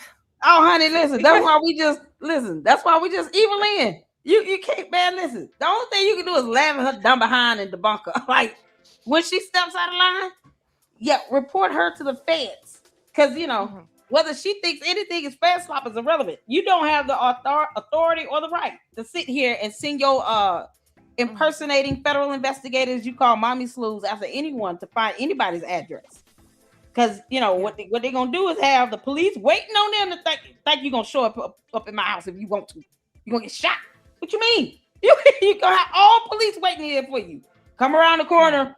Are you at the stop sign? Is it there at the stop sign? Y'all might want to get ready. Yeah, we're all waiting. The whole neighborhood waiting on you. Like, are you kidding me? You can't do stuff like that. No one wants to do that to Candace. No one wants to do that. Candace. I have documents where I know where you live. I've never told anybody because it's not necessary to dox her. It's not necessary. There are things that we get privy to as independent journalists. Well, I'm not going to put that stuff out because she got 4 kids up in the house. If anything, I feel sorry for the children. And that's it. Yeah. Not George, not her. Those 4 kids. They don't deserve that. So I've never even called for that because it's not necessary. I just debunk her and that's it. Her cult members want to give me $7,000 and say it's from Israel. Whatever. That don't scare me. Still waiting on that. Well, it's the same mentality that got Charlie assassinated and had the left celebrating it. This mentality that because you said this thing, now we're justified. And that's what ended his life. That's that ideology. And then what had people celebrating it or shrugging it off in the weeks. And I thought that was going to be the worst thing that we saw is people who disagreed with Charlie lying on his name, saying he's sexist, taking things out of context. And then Candace said, like, hold my beer. And suddenly it was not about Democrats or people who disagreed with Charlie. It was apparently about like-minded people seeking justice for Charlie and then twisting everything about him. Like they're remaking him in their own image of like this staunch anti-Israel person and gung-ho about the Epstein files and the Iran war. And it's just, he's not as black and white as all that. And it's like they want to take the parts of him they like and then pretend that his whole career didn't exist at all. And he's not here to defend himself or his wife. Exactly. It's awful. Yeah. Exactly. That's the thing. And that's why I call Candace a coward. She's a coward. And her cult members are punks because they couldn't say any of this stuff while he was alive. So it's like crackhead Mickey Mouse, Tucker Carlson, and Megyn Kelly's old loony behind. All of them are clowns. Brandon Tatum is another clown. He still won't call her out or anything. I'm going to talk to her backstage about that. Boy, that's not working. You clearly see that she's not studying anything you're saying. Anytime you come out and you try to, throw out innuendos about anything, she's not studying any of it. You call her flat out and call her by her name. And then say, Candace, you're lying. Kick rocks. She'll probably pay attention to somebody like a Brandon Tatum. But if they're too scared, they have no spine, they're cowards. And so is she. How do you go all this time? And you knew you didn't like ERIKA KIRK from day one because she thinks that Charlie Kirk is hers and no one else's. How do you go all this time while he was alive and never say anything about ERIKA KIRK? Now you got all this energy? Girl, bye. Like, it's clear that you are a bitter, scorned woman, Candace. I say that. I've been saying that from day one. She's a bitter, scorned woman. He did not pick her. She's not CEO of TPUSA. She's not getting anything out of that. And I guess she was expecting something. And the answer is still no. For her to even say, I think TPUSA should do the right thing and pay me a monthly retainer, put me back on their payroll. None of her cult members are saying, wait a minute, hold on, you want to get paid all this money coming from TPUSA? I thought it was the that money was dirty money. Yeah. You got the dirty money over there. You want the dirty money? You want to be on their payroll? Why do you want to be on the payroll of TPUSA? She said that how many times? Like 2 or 3 times? It's the hypocrisy for me. That lets me know Candace doesn't care about it. Like she just says dumb things because she doesn't care about deep down. She doesn't care about any of this stuff. This is all for views. It's all for money. It's all for her subs. That she throws her base red meat when she goes after ERIKA KIRK and says something stupid again, just so they can keep paying her attorney's fees that she is sure to lose because now they're withdrawing from her cases. All of this is for what? There's no end goal to this, and she knows that. And at the end of the day, Charlie Kirk is not here. I wish he would have said something to her when he was alive. I do. I personally wish he would have said something. I understand why he paid for peace. He wanted to keep the peace and to keep her as far away from him and TPUSA as possible. But what she's doing seemed to be inevitable. It was going to happen at some point. And I think if he would have addressed her while he was alive, a lot of this would have been curbed. And then she would have shown her behind while he was alive, and then he could have just, went back and got on her in real time. But what's left is now her going in scorched earth after ERIKA KIRK and not caring about how these kids are going to grow up and watch these videos and see these posts. He has 2 children that are going to grow up and see this stuff. And how do you explain all that crap to them? It's going to be on the internet. That's the thing. I may not say something for you to stop for me, but what I say and do might help the next person. Mm-hmm. Might be able to provide some protection and safety for the next person that comes along. Maybe there's something that's said to help the next person make a decision to where they don't end up in a horrible situation. They're not getting the backlash. They're not getting this level of retaliation. That's why I speak up. It might not be let me speak up for me. It might be let me speak up for the next person. And that's what him speaking up would have done. It would have probably been to help protect and safeguard his wife and the children down the line. So God forbid anything that happened like it did, she knows better, but she doesn't care. And he's not here to be that defense. That's the unfortunate part in this. But she didn't say any of this stuff when he was alive because she's a coward. No. She's a coward. Yeah. Well, she claims now that, Ben Shapiro and that Charlie hated Ben Shapiro, and it goes back 10 years. And it's like, that's a perfect example of why didn't Charlie tell us that? And why didn't you say something? Why'd you go work for Ben Shapiro? It is like she waited until he was dead. And of course she didn't know that it was going to happen. But all of this smoke now that was never discussed. And of course, Charlie didn't know what was going to happen either. But like, I sometimes so wish we had like a tweet, even just a tweet from him, like calling her out, because she wants to continually reference this old relationship they had. And everything that suggests they were close seems to be very, very old, as if that gives her carte blanche to behave as badly and to like subsume his wife. Obviously they were close way back when, and he got married and so did she. And yet she has this weird attachment to him, a weird attachment to Kanye. It's kind of odd because she herself is married to another man.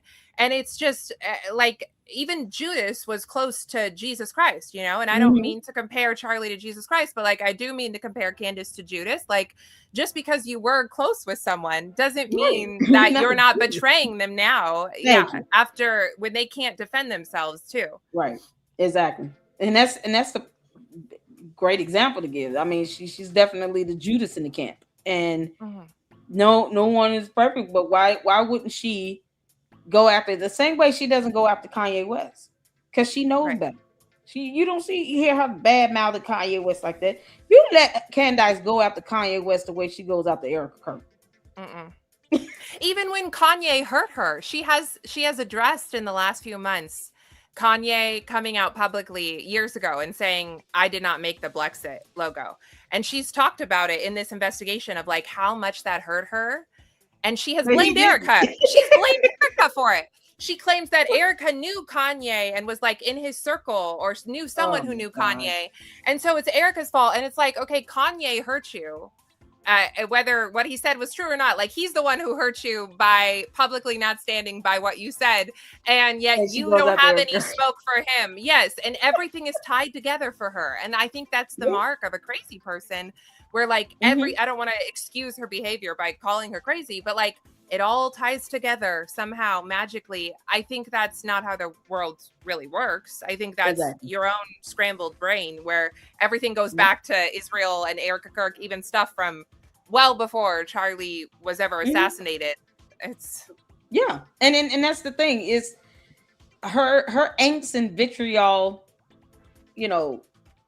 I think started when she realized she couldn't get his attention the way she wanted it. And then when she got fired from TPUSA, that kind of sealed the deal. What they did do and they should not have done was acquired Blexit. It was in the hole. She blew through money. And she learned nothing from that because she's still blowing through money. You asking your supporters to pay for your attorney's fees, and you've got multiple millions of dollars. That makes no sense. You've never learned how to manage your money successfully to where you should be entrusted with any business. Look how she's handling her channel. It has no credibility. She's not a true journalist. She's a gossip blogger at this point.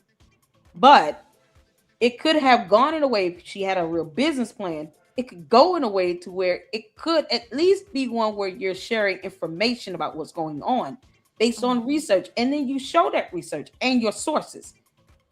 She doesn't do any of that. She chooses to do all the things that she's doing. It's nothing that anyone is forcing her to do. George Farmer standing there behind the camera, letting all that happen because he's a coward as well. You gotta, it makes you wonder, is he truly the man of the house? Because, I mean, he doesn't care that she's out here dogging ERIKA KIRK out and obsessing over her and stalking her. Like, he has nothing to say about this. George, are you going to come out that closet? you can make this up. No, I don't think she's making him. Yeah. I don't think she's making him a lot of sandwiches. It seems like she wears the pants in that. Oh, that's good. I mean, how can you not? She says he doesn't watch the show, but how can you not know? And she does. I mean, she seems so domineering and just so aggressive. And I don't believe that you're some like trad wife at home when you publicly act this way. It's like it's not traditional. It's not conservative. It's not Christian. It's not anything. And then she wants to write books about how awful feminism is when she's engaging in it by my count. We all are, like, we all have platforms, but she is like as aggressive as it comes, which is a very masculine thing. And she is not just, it's like no submissive nothing in her. Like, if George Farmer was to come out and say, Candace, make me a sandwich and leave everyone alone, she's gonna turn around, look at him, and throw something. No, I'm not doing anything you say. And it just fine. I'm going to back to my closet. Like, this is gonna be like that. She's gonna. It was like ERIKA asking her to stop. She's like, ERIKA or my husband can get me to stop, and then ERIKA says stop, and she says, no way. If George asked her to stop, I think it would be the same thing. And exactly. I find that very odd because he can't not know what she's doing, obviously, even if he's not on social media. So clearly he's, okay with it. And I guess it's making him money. Yeah. She says that he helps her put the whole thing together. Yeah. And so it's like, well, it's you have an obligation too as her husband. It's high time that if ERIKA, and I see the supers come again. I want to get to them right quick. I see these supers coming in, and one of them asks, you guys, I feel like it. Shout out to you, Amy W. Thank you for the $4.99. I feel like this is the perfect time for ERIKA to sue her. What do you guys think? Oh yeah, we definitely touched on that. She needs to sue her. And I've even gone so far as to say ERIKA KIRK should definitely include George Farmer as a co-defendant, as well as her team, because they're helping her to put these pre-recorded, pre-scripted BS nonsense together. They know what she's saying. They know what she's doing. When they turn those cameras on and she get ready to do her show, they know exactly what's happening. Candace doesn't just do a live stream where she's winging it. All of that is prescriptive. She's not smart enough to say English words properly to where she could wing it. Which I didn't notice before. I feel like that's a new development, or I was just blind. Now I can't see anything else. It's like every multiple times an episode. It's crazy. It's like she regressed in her pronunciation of basic words. Because you don't have a brain. There's a lot of regression that's going to happen. I mean, it's like you're teaching, you homeschooling your kids. Really? Yeah. You're not even reading a book. Alkalize, Candace. You can't make this stuff up. That's why I laugh at this dumb clown, because it's like, you cannot be this serious. Alkalize, and she's been saying these words like this for years. So either you're doing it on purpose and you want people to believe you're stupid because it's another thing you're talking about, we're talking about rather, or you really are illiterate. Which one is it? It can't be both. It can't be, no, I'm stupid, but I play stupid. No, you're playing the role, or you really are. And so her winging a live stream show, imagine her, we've been going at it for an hour and 30 minutes. Imagine her doing this without a script. No. Sarah would be It'd be like Kamala Harris. that little peep out of the brain is gonna poof out. We're gonna see the wing come out her ears. It's just gonna fart away. And at the end of the day, you know, you have this so-called little small team she has, which is good, Candace, because then you can't say they all should not be named because it's 4 or 5 of them. And you got George, and they know that she's saying this stuff. They know that she's going after ERIKA KIRK like this, lying and accusing people of it being involved in a crime. It is a crime to conspire to assassinate or to cover up an assassination of any sort. It is a crime. Those are crimes. So you're accusing people of committing a crime. That is the epitome of defamation. And because the crimes you're accusing people of would warrant or lead to jail time, you would have to prove that they're actually covering up or conspiring or doing anything related to a murder. And you can't, because you don't have evidence. You can barely read. So you're running into these defamation lawsuits like that. And unless you sue her to get her to understand, this doesn't go without impunity. It doesn't go without consequence here. You're accusing me of a crime. You're not going to do that. I'm going to sue the crap out of you and sleep peacefully. She's going to keep doing it until they sue. At the end of the day, we have a justice system in place for a reason. God is not going to get mad because we filed a lawsuit. He's just not. It's a matter of standing up for yourself and defending yourself and making sure that we serve a God who's a God of justice. God I serve believes in justice, believes in, things being done the right way, believe that you should obey the laws of the land. That's a God I serve. And so it's not a matter of retaliating or being vengeful to sue. It's, you aired me, you wronged me. And one of the ways we have to correct this, we have to now utilize our justice system. We got to go to the court of law. Yeah. Where laws here on earth, you should still obey either way. And if you don't obey the laws of the land, I'm going to take you to the court of law where you can now be held accountable for that. Right. Because we wouldn't allow someone to just go out and commit a crime, any other crime, and then say, no, we don't think they should go to jail because we're Christians. No, they're going to go to jail. No. You go out and break into somebody's house, you're going to jail. Right. So defamation may not warrant someone to go to jail, but the penalty, the consequences of it is you go to court and you end up having to pay monetary damages. That is the consequences of you doing that. That's why we have anti-defamation laws in place, because it is illegal to do that. So now here's the liability. You going to court. I'm suing you, and then you got to pay me. It's that simple. That's the best way to keep people in check, to help people understand whether they want to believe it or not. Whether Candace likes it or not is irrelevant.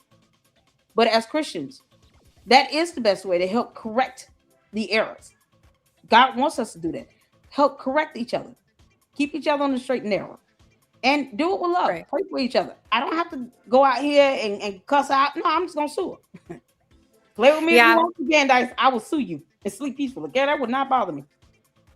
I've been ready for it for a long time, Yeah, I don't know what's in ERIKA's mind, and I can only imagine, but it is like, it's just going to keep happening unless something, and I don't have the power to do it. And so many people are being dragged in, and like at the end of the day, I could stop and like delete my accounts. No one's forcing me to, be a hero or anything, and I'm not.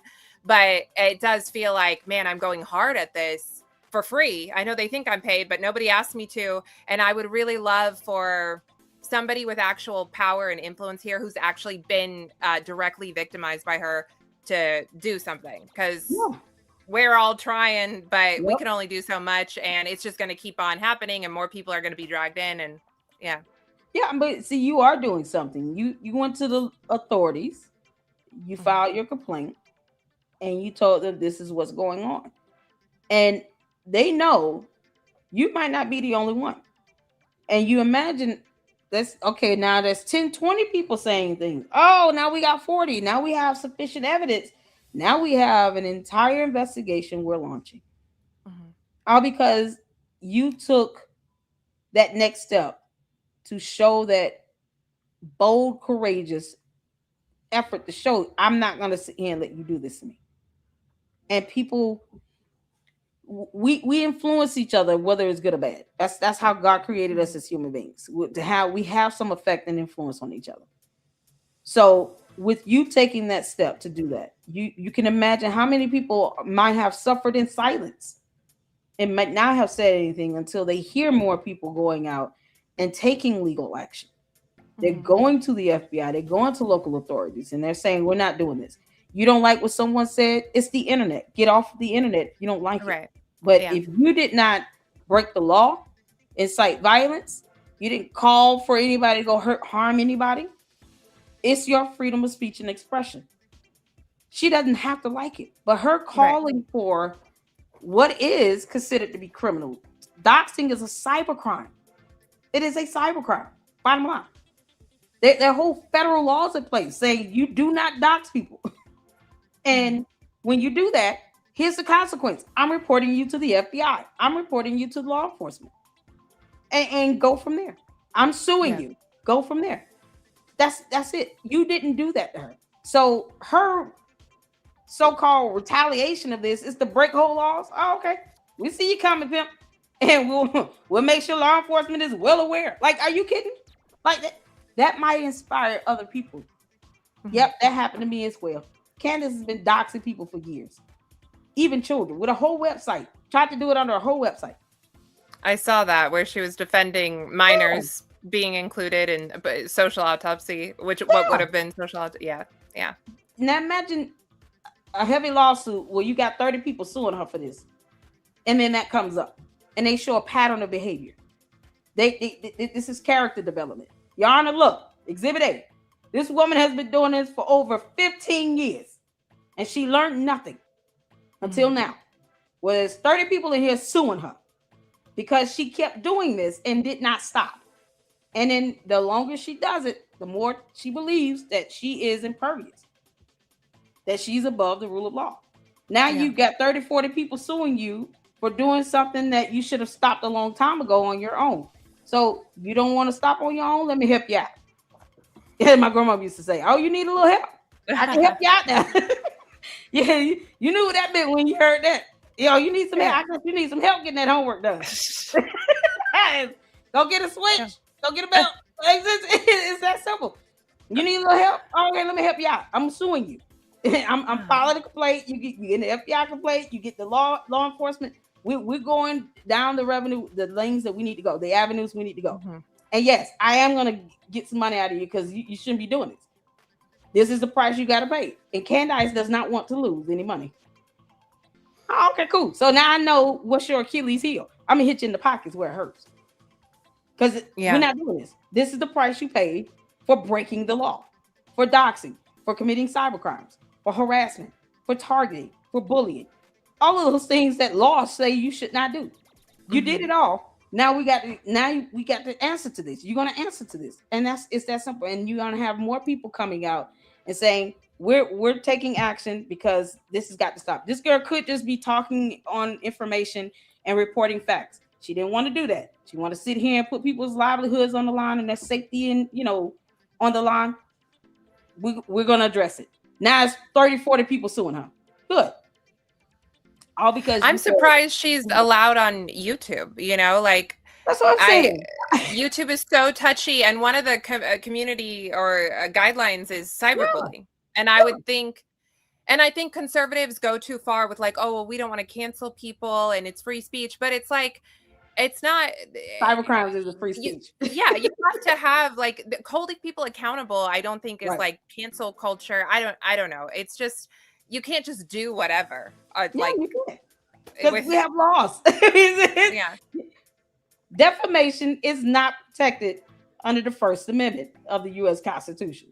And that's where, when you get on the internet, on social media, I can say whatever I want. Yeah, okay. If it's defamation, then you understand that is not protected free speech. So the laws that you think are protecting you while you're out here cyberbullying and doxing and threatening and targeting and harassing to where you have ample evidence of this stuff. And there's multiple victims, not just one or two here and there. No, you've got groups of people saying you're doing this and you've been doing it for an extended period of time, which is part of that requirement for harassment. It's a pattern of behavior over an extended period of time. That she fits the mold with that. It's proving that she's been doing this for over 2+ years. She did a whole video on the website about it. So the fact that so many people come out here and they do this nonsense that Candace does, and then YouTube is like, oh, we're not court, but yet, if she says something or does something, her videos are still up. Mm-hmm. You let me say something where I cuss 6 times more than I need to. They're gonna put a guideline on me and say, no, your content is not suitable for all audiences and advertisers. What do you mean? Based on what? And then go back and it's like, oh, I cussed 3 times. Oh, come on. But yeah. It's also a testament to the fact that Israel and Jews do not, either they don't run the world and all the platforms, or they're very magnanimous and they're letting her stay up and not only like stay safe, but stay on YouTube, stay monetized on every platform, which I thought Jews owned, all the platforms, all the media, even independent media. So they're very magnanimous to her, allowing her, especially considering she's exposing them right now and their assassination plot to murder Charlie Kirk. You would think that she maybe would have to go to Rumble, but no, she's on every mainstream platform. Which should give you pause if she's truly giving you dangerous truths that, they would maybe... YouTube was so crazy about the COVID stuff, right? Like, you couldn't say any truth about COVID for years. Yeah. So if she's saying, some dangerous truths, you would think that YouTube would be like, nope, we're nipping that in the bud, but no. Yeah, exactly. Israel's slacking. We got to get him a red alert. Like, alert Israel. She's still up on everything. They would have already taken her down and struck her 5 times. I mean, she should be recreating new channels at least 3 or 4 times a year at this rate. But no.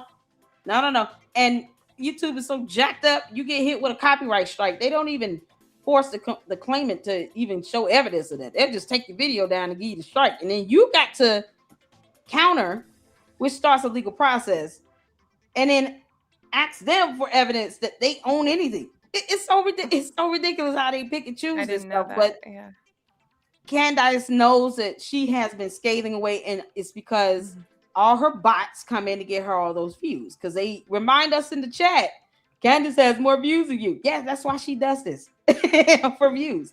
I do this for free.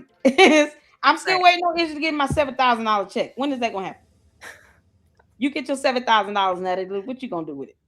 I mean, there's a long list. I don't think Israel even knows who I am, honestly. I don't think I would be on the list of Israel calling people some random YouTuber with, 18,000 followers. Like, oh, we really need you've got to be the one. It's like, can I be the first? Can y'all show proof that someone else got this 7,000? Why is it so low?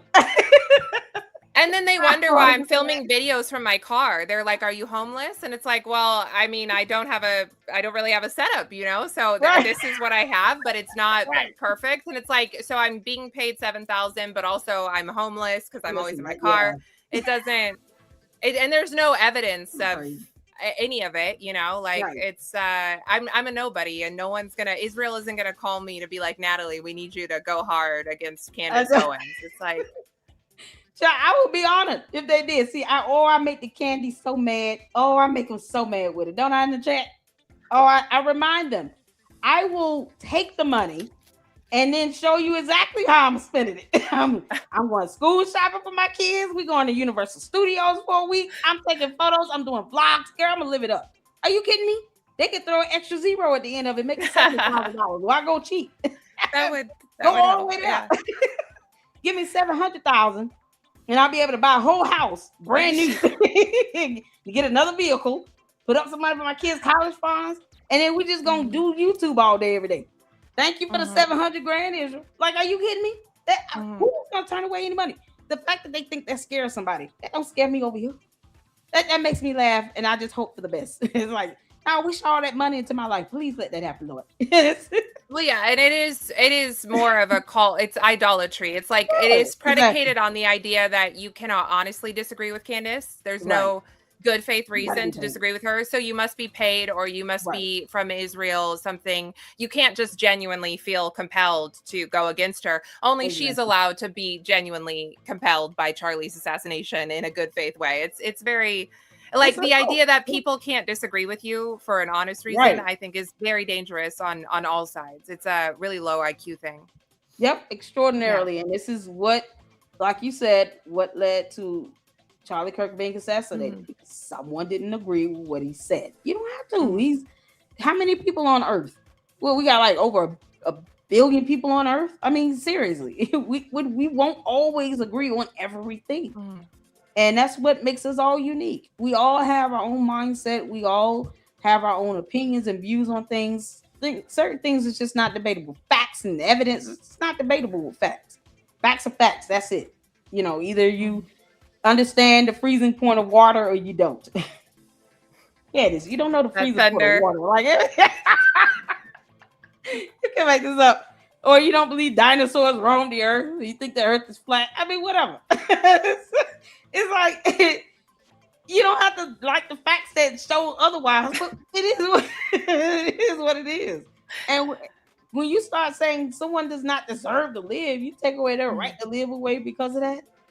You know, the audacity of you to think you can take someone's life into your hands and take away their right to live and exist in peace. The audacity. You're not God. That's why I left the left. Is, you know, I disagreed with COVID, the response to COVID, and it was like, well, you're racist for that. And it's like, again, it's this fundamental idea that we cannot disagree for honest reasons. You have to be Nazi, you have to be a white supremacist, you have to be an Israeli shill, you have to be paid by Israel. It's leftism by like another name. It's just whatever you want to call it, woke, whatever. It's a very detrimental idea that someone can't disagree with you for good faith reasons. Right. The cult of personality is something else. It's something else. And so let me get these last two supers in right quick. I do want to check out a video. Do you have time? You let me know how we look at it.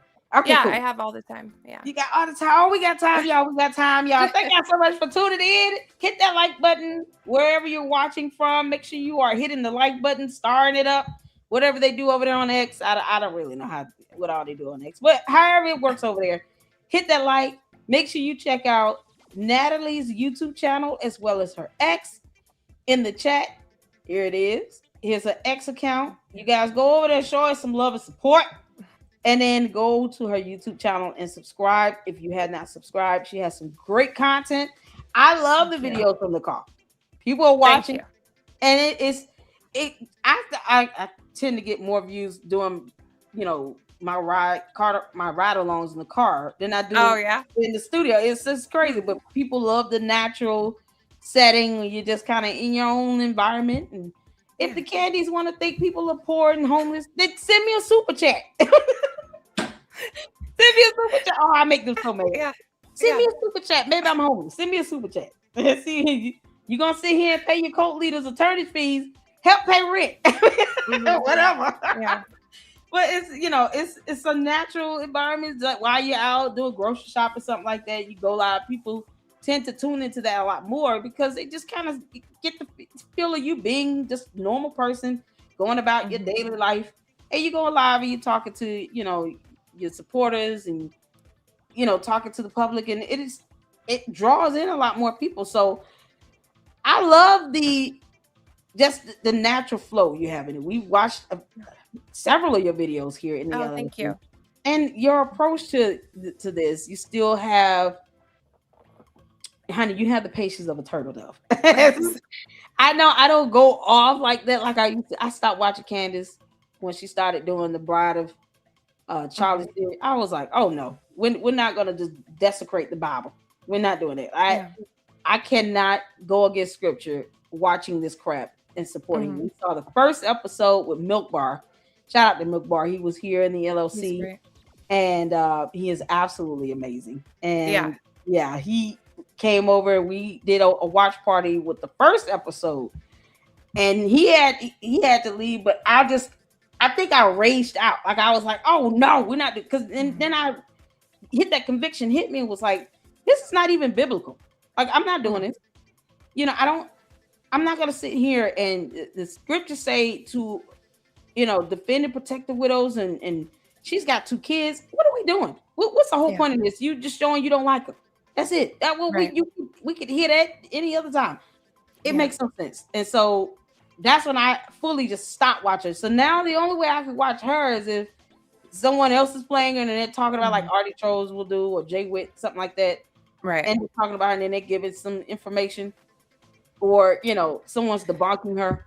That's it. I think that's the better way. Like, don't watch her directly, because I know. Well, I don't know. I hope not. But when she goes on a lot of vacations, and I think part of the reason why is that her views are down. I don't like. She still has a lot of views, but they are down from the height, which was like that Bride of Chucky or Bride of Charlie series.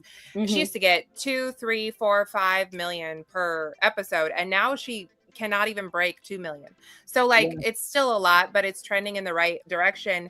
But I think that when she comes back, she's gonna have a lot of views, because she surges when she comes back from a break, because she's drummed up all this interest. Like, what's she gonna say? And I think people need to watch like someone else commenting on her if they're gonna watch it all, because clicking on that link, man, it just gives her it gives her a view, and I'm not doing it, you know. I can't at this point, and I don't owe her that. Like, you know, you got 6 million bots, put them to work. I mean, they, you know, it's crazy how you got 6 million bots and you're not even cracking 1 million views. You know, that speaks volumes, you know, to what people are interested in. And she's got to throw that red meat to her base just to keep them invigorated. And everybody don't operate like that. We don't do that over here. At the end of the day, when I need to address her, I will, and keep it moving. And I have to, at the end of the day, we have to laugh at her, because boy, that laughter is good for the soul. But it just reminds everyone that she's a goofy. She's a clown. This is the same person that can't pronounce 2-syllable words. How much more serious should I take it? Like, I take it serious when you out here threatening to dox someone, because she has done that. Just on historical context, she has done that before. So things like that should never be swept under the rug. When she's out here doxing people, take that seriously, because she has done that, and she will keep doing it. All that other goofy stuff, child, we gonna laugh at her. If we got to sue you, Candace, I will, and I will get an attorney for free, because people are sick of her. Like that's she don't want all the smoke, but she knows who she can and can't do all this stuff with. And the fact that she won't go after Kanye West, but she'll keep going after ERIKA KIRK, that speaks volumes. That lets you know she don't really have a spine, honey. She just does this to people that she perceives to be weak. Like the mean girl bully stuck in middle school with nothing else to do. That's where she is. And she comes back after being bored, I guess, in Spain, and comes with all this nonsense and gobbledygook. And for what? It's let me get more people watching, because I gotta keep paying for these lawsuits. She knows she has money. So it is Mean Girl, and I do think she goes for people she thinks is weak. And it took me out for a while, because like, who am I? I don't have any resources, and she probably knows that.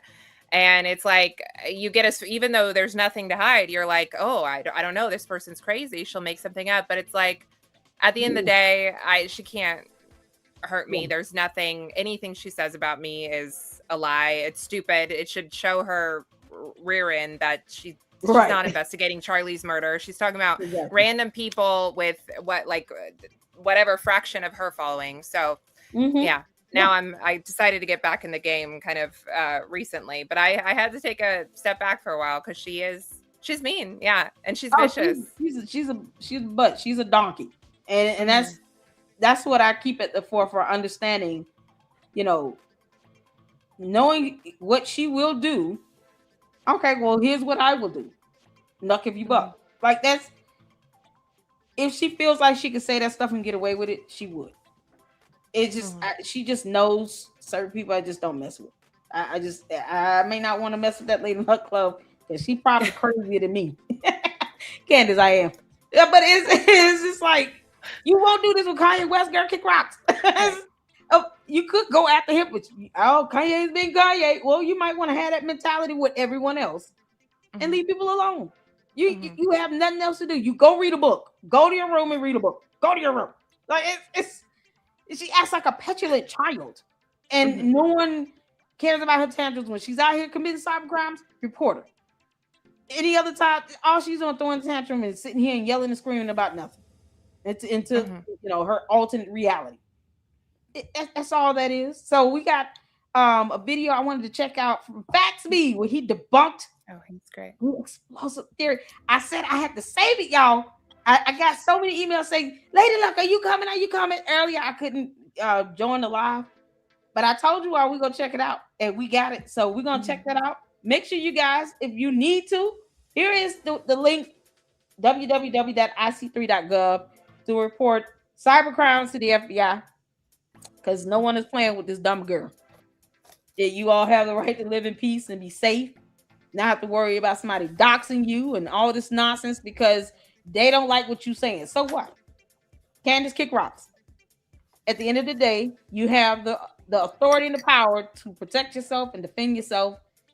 So make sure when you file your complaint with local law enforcement that you also go on ic3.gov. This will take you to the FBI website to report cyber crimes and activity there with cyberbullying, doxing, targeting, all that. Have your evidence. You can attach, I think, up to 25 exhibits for your complaint and submit that over, and they will vet it.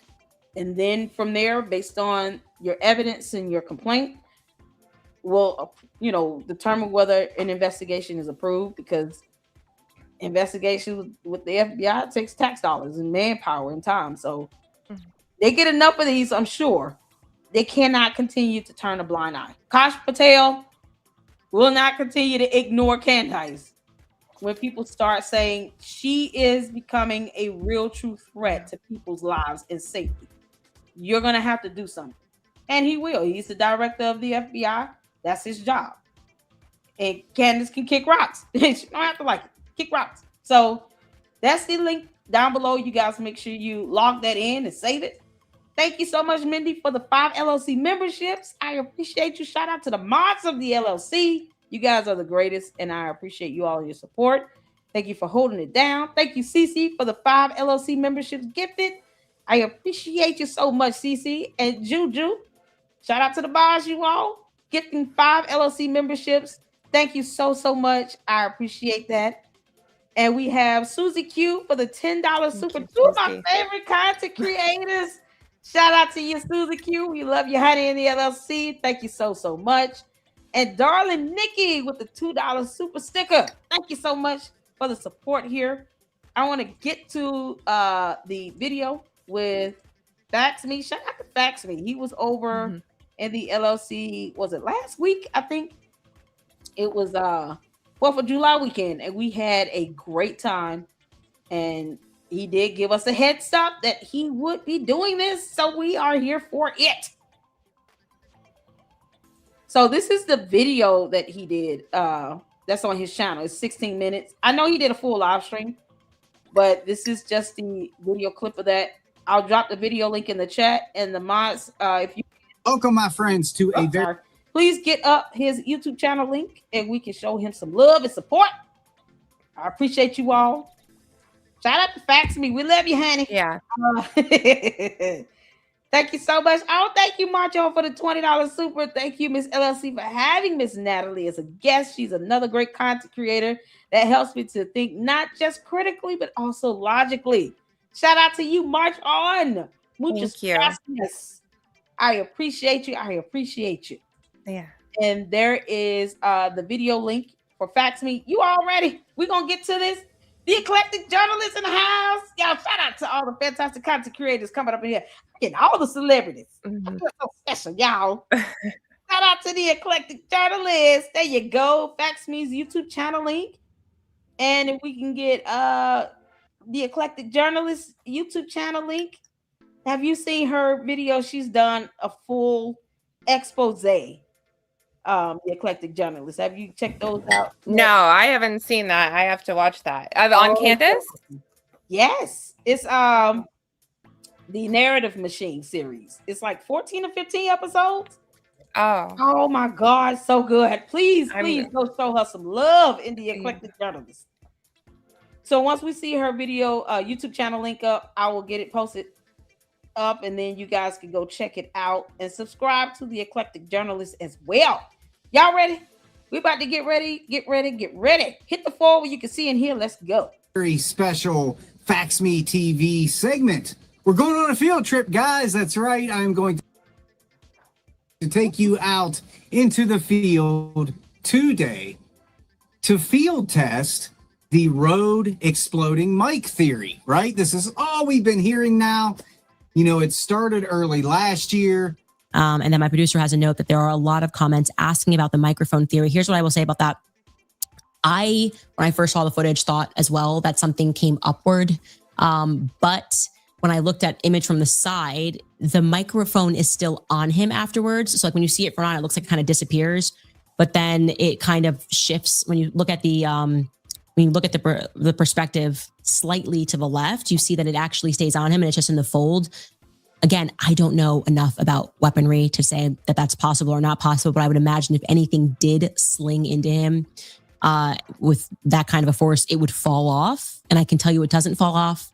Many of us disproved it, that it just wasn't possible. So Candace Owens moved on to other theories. Now she is back full force with the exploding mic theory. Now you see he's got a Rode microphone clipped onto him on top. Candace, Rode? Did she say Rode? Oh gosh, she's so stupid. how do you pronounce it? Rogue, R-O-G-U-E. Oh, R-O-G-U-E. Rogue. She said road, like a street. I thought it was like a brand or something, like R-O-D-E. Is that a thing? No, she was trying to say, I think she was trying to say rogue, because there's no Rode microphone. I mean, I wouldn't put it past her, I don't honestly. think. Oh my God. Is Rode? Jim said R-O-D-E. I thought she was trying to say rogue, like going rogue. I think it's a brand. I've been seeing it because she brought this up. I've been seeing it more and more. Oh dear Lord. Rode is the brand. Okay, thank y'all for confirming. That is something she would do though. Yeah. Oh man. All right, thank y'all for correcting me on that one, because I thought she was trying to say rogue. Oh dear Lord. All right, let's get back to it. Of the handheld mic. Okay. What has been posited that exploded on him is that beeper sized Rode mic wireless. Okay. That's what we are referring to when we say the wireless mic exploded. I'm going to now show you just a static picture of the wireless mic up close so you can see it. Okay. That's the Rode mic. And more crucially, there's a clip, a magnetic clip that is used to hold it. So that's the clip. And you can see in translucent here is the microphone. That clip is what you see on the outside of Charlie at the September event. That's a magnetic clip. It stays on Charlie the entire time. It never falls off of Charlie. Apparently, it holds an incredible amount of weight.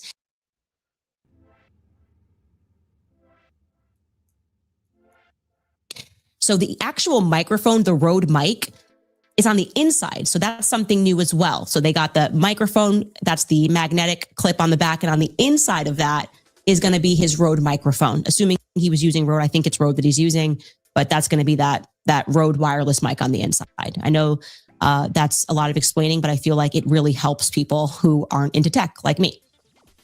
It's also important to understand how, because if we're talking about an explosive, we talked about that yesterday, and people lost their fingers and they had shrapnel on their face. It's important to understand how could an explosion... Candace, if you have an explosion where someone lost a finger or half their face, don't you think Charlie Kirk would have lost half his neck? Where's the logic? Lord, I'm slamming on trays. Evil in. Don't you think it's very possible if someone loses a finger from this 1.06 ounce mic that he should have lost a chunk of neck? Wouldn't that be the logic? Just think about. I'm not even trying to be gross with this. I'm just being logical here, based on what she just said. That goes to show she can sit here and say, "Oh, you might lose a finger or something like." Wouldn't you lose more than a hole in the neck? Well, now she's going to go on to explain why he didn't lose anything else. Also, his shirt, I haven't watched the video since the day that it happened and was like forced on us, but his shirt is fine, I think, right? Like his shirt never, the shirt doesn't like, there's no hole in the shirt. It's no hole in it. No. It's an exploding thing on your shirt. Your shirt would be the first thing. He had a hole. I'm not a weapons expert. Yeah. Yeah, it and wasn't it went up or anything. Yeah, no. I mean, but it went up and around. Like his mic was over here and then the wound was over here. I don't even think that's physics, right? No, like I'm not a genius, but I think this is why normal people originally dismissed this. But again, she's spinning her wheels for content. So now we have to be like, oh, it was a mic because we don't have anything else. It defies the laws of physics, I think.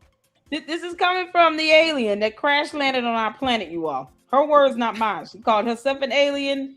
We in the Lady Luck Club said we're going to go with that. So she's an alien that crash landed on our planet that does not believe dinosaurs roam our Earth. Because, she's an alien, so how would she know? You can't make this is why I got to clown her a little bit. Because if not, she'll have you aggravated. Like, you define physics. She also does not know the freezing point of water. Did you know that, Natalie? She doesn't know what snow is. Or that thunder is the sound of lightning. Sound of lightning. I didn't know that. Like, so this idiot is supposed to teach somebody something about science when she doesn't know the freezing point of water or what thunder is. Like, oh, George.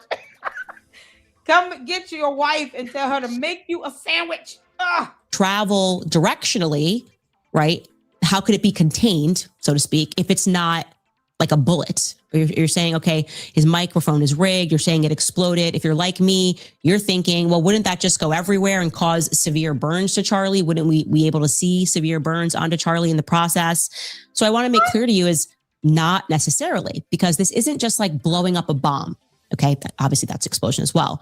This would be what is known as a shaped charge. I've learned this recently, and John Bray was trying to explain it to me on X, and I was like, I don't comprehend how it could operate like a bullet. And he kept saying it's a shaped charge. And finally, after I got into this Butler assassination, I suddenly found myself researching detonation cords and shaped charge. And now I comprehend what he meant, because functionally it is like a bullet. Okay.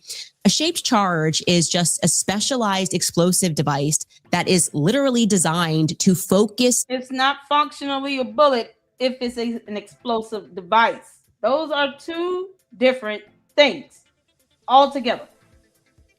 The damage that it could cause physiologically would not be the same. That bullet caused a circular hole in his neck. An explosive device is exactly as the term is called, explosive, what explodes outward. So the combustion of that will cause matter to go outwardly. You would see that in the video. Oh my God, I cannot wait till the medical examiner goes over the autopsy in the medical exam. That right there is going to further obliterate this exploding mic thing. Because I would go ahead. Sorry. No. I was gonna say because the physiological remnants of an explosive device would leave matter exploding outward from the point of contact here. So if the mic was here, then you would have that greatest damage done where it is. And she's so stupid. She's thinking like a burn, like this person would be lit on fire sort of thing. What makes you think that it would be an automatic burn? If it blows outwardly, it's probably going to leave some scarring around the explosive area, but it's not going to be, he's not going to catch fire and combust. You know how hard it is for the human body to burn up like that? Right. Like that, with 70% water. Candace, you're so stupid. This when I say defies science, she defies science. Go ahead. I'm sorry. No, so the shirt being intact is like my biggest thing. And then also, I'm not a ballistics expert. I'm not a weapons expert. And unlike her, I don't pretend to be one just because I spoke to somebody who agrees with me. But, she says it wouldn't necessarily burn you if you have this shaped charge. Well, so she's saying it's possible that it wouldn't have burned him. I would think that it's more possible, more probable that this 30-06 didn't leave an exit wound, because that has happened before. It's not a high likelihood, but it's something that's happened. And that's something I've learned from listening at length to like Paramount Tactical and Nate Vance and Phoenix Ammunition, that it is rare what we saw happen, but it's not like unheard of. I'm guessing that this is more unheard of than what we're talking about with a 30-06 not leaving an exit wound. And I just don't, I think she should stick with not being a weapons expert or a technology expert. She says these things and then it's like, you're not an expert. So stop with your confirmation bias. It just seems really crazy to me. Yeah, she defies science. Like this stuff scientifically is not possible. Physiologically and anatomically it's not possible. And this is coming from the idiot that said she has 2 degrees and won't show us proof of either.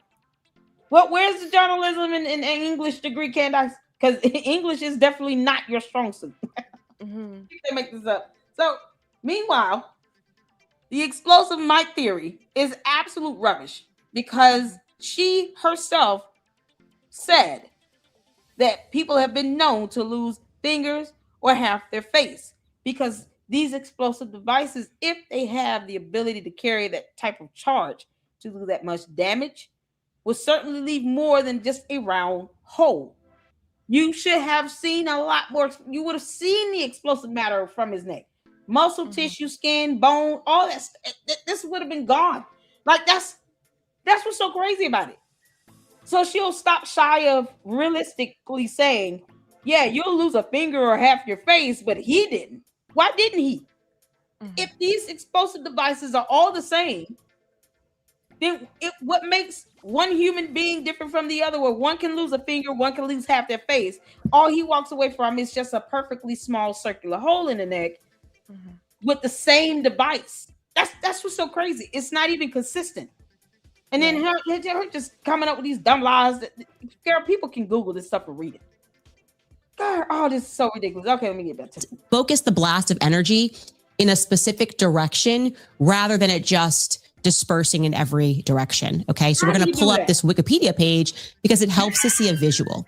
It just says you can literally, and you can go down the rabbit hole yourself, shape charge. And it's just showing you here, okay, it would have a ballistic cap, an all-filled cavity, a detonator, and then it's going to have that high explosive. So we're going to imagine PETN explosive that's in there.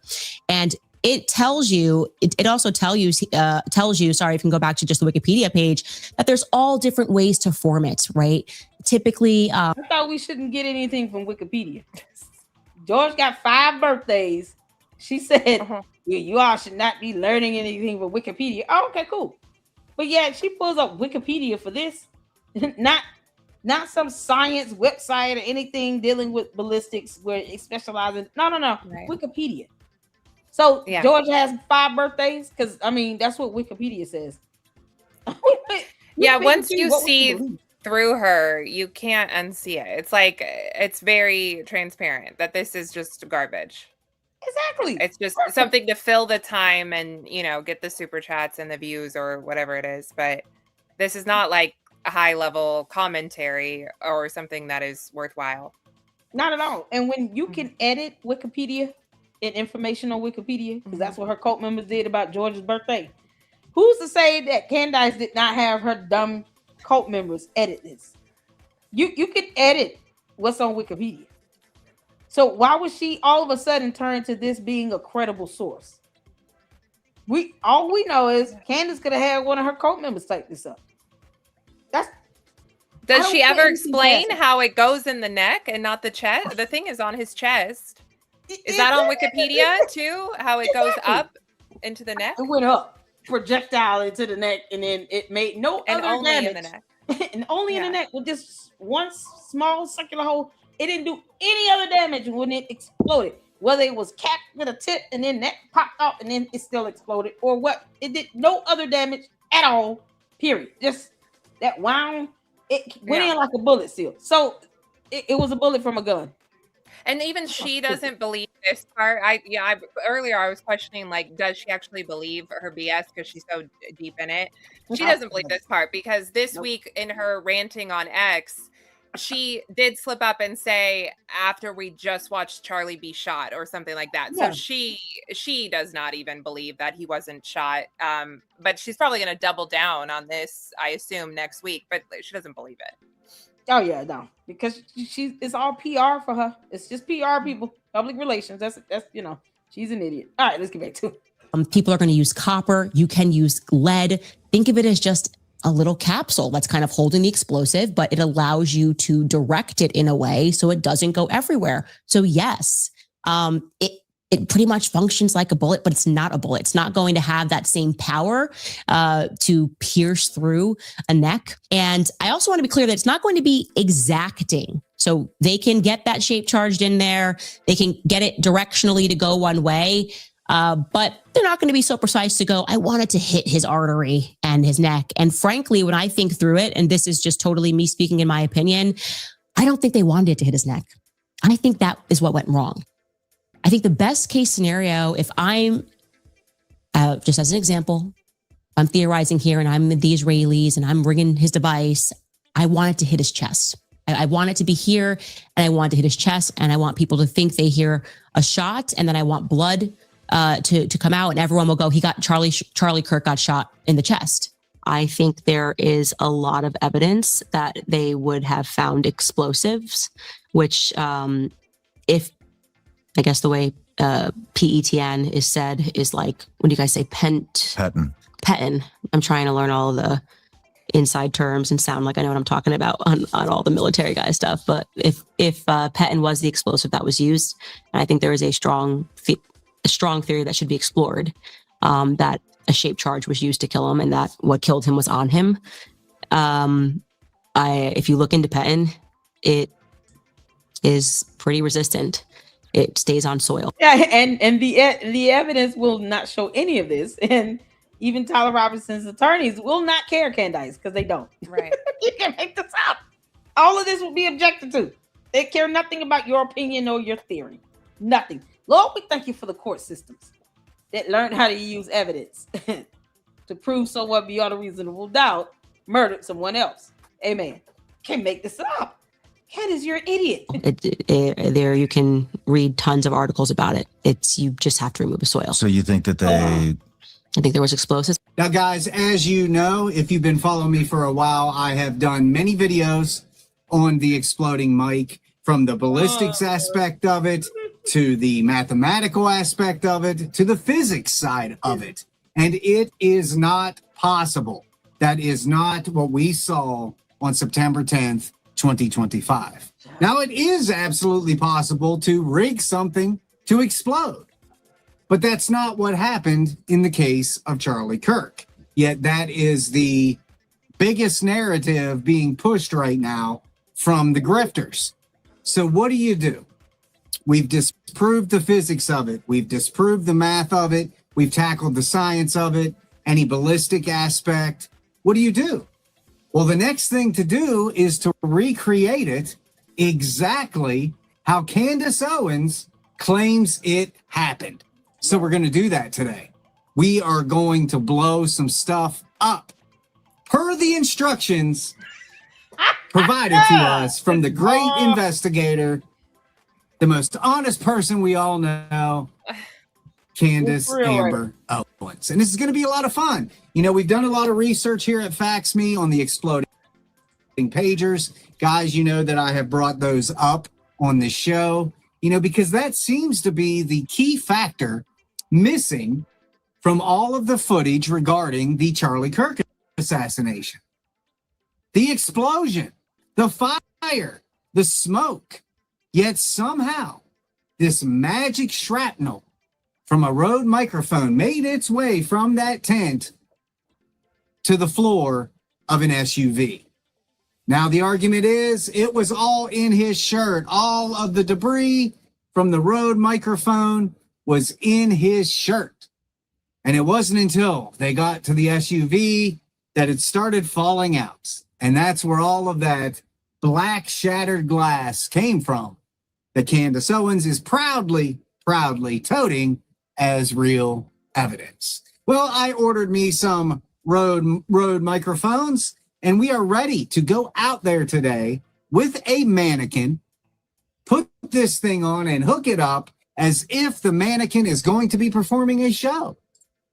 And then we are going to detonate this to show you, Factivists, my audience, any new people, anybody who comes by who wants to see the truth, what happens when a Rode microphone is set up and rigged to explode just like the exploding pagers. What will happen? What will be the results? Will we have a hole in the t-shirt? Will we have burn marks? Will we hear an explosion? Will it sound just like a gunshot? These are all the questions that's about to be answered. Will there be shrapnel? Are we going to see a bunch of shattered glass? As we went over, guys, when we were researching the Rode microphones, there isn't a single glass component to these. And after the demonstration out into the field, which is locally here on our farm, by the way, so it is completely safe. The animals aren't going to care for it. But hey, what do you do, right? We've got to factor around to find out, right? What was the glass part at? I saw no glass. Some plastic, but no glass. This is my first time watching this video, you all. I had to save it for the live stream because I just wanted to do this grand view. This is, where's the glass? What I missing the glass? No glass on here at home. Yeah, no glass. What? Candace is so dumb. Which is locally here on our farm, by the way. So it is completely safe. The animals aren't going to care for it. But hey, what do you do, right? We've got to factor around to find out, right? There isn't a single glass component to this. What this reflective, shiny look is enamel. It's epoxy, right? It's an epoxy. That's all that is. That's not actual glass. But we're going to take one of these apart because I ordered multiple Rode microphones in case my first explosion doesn't work out. No glass components. We're going to break this apart a little bit later. We're going to show you what this looks like shattered so you can compare it to the pictures that are floating all over the internet of the floorboards of the SUV after Charlie KIRK was hauled away to the hospital where he ultimately and tragically died. So regardless, we are going to put this to the test today. This is going to answer all of the unanswered questions because apparently bringing you guys science, bringing you guys mathematics, bringing you guys ballistics and the knowledge of all of that isn't enough. Isn't enough for the candy cultists. So with that being said, I am giving Candace Owens the benefit of the doubt, and I am going to build one of these to her specification. Candace doesn't read. We don't owe them. Giving them the benefit of the doubt. Oh, Lord have mercy. Bless your heart. Candace doesn't read. That's why they sit here and believe whatever she says. They don't read and fact check her. Like, no, 4 times 3 is 12, Candace, not 42. Like, they don't go bother to read and research information. That's why she can show them Wikipedia and they will not question, did you and your team type this up? Because you can edit Wikipedia. We know we've typed up George's birthday 5 times. Like, they don't do any of that. There's no fact check involved with her. None. Right. Yeah. They don't read. So, and look at what he went through to do all of this. How many mics he bought and smashing them up and actually seeing if it's possible. Right. And guess what will happen if you have glass shrapnel inside of you? It's going to show up in the medical examination. That will be in the autopsy if they find glass shrapnel in him. But see, if they believe everybody is in on it, then yeah, it's like going around. There's no reasoning with them if they think like the medical examiners in on it. You know, now they're saying they were like stuffing bullet fragments in his neck in the car to make it look like he was shot. I mean, so at a certain point, it's like, okay, well, your answer for everything is gonna be, well, they were in on it too.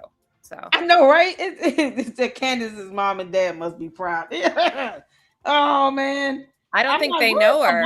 They must act like they don't know her at all. She said she has not had a maternal influence in her life once, and so and then to her me cousin that explains a lot. It does, but her cousin came out and debunked her and said, "Yeah, I don't know where Candace got that from." I saw that, yes, and that her family was her, yeah, because Candace made it seem like more than it was, and so the family was her, yeah. And it's like, are you kidding me? Your mom raised you, and you want to sit here and make it seem like she put you out the house at 14, and you had to go live with some boyfriend for 6 months. Really, Candace? Mm-hmm. Who is this boy? How you gonna live with somebody for 6 months? Your boyfriend? You gonna live with your boyfriend for 6 months and you 14 years old? Your parents would have been investigated by defects. What do you mean? Like they would have gotten in trouble for letting their 14-year-old minor child go live with whomever for 6 months. Did you go to school?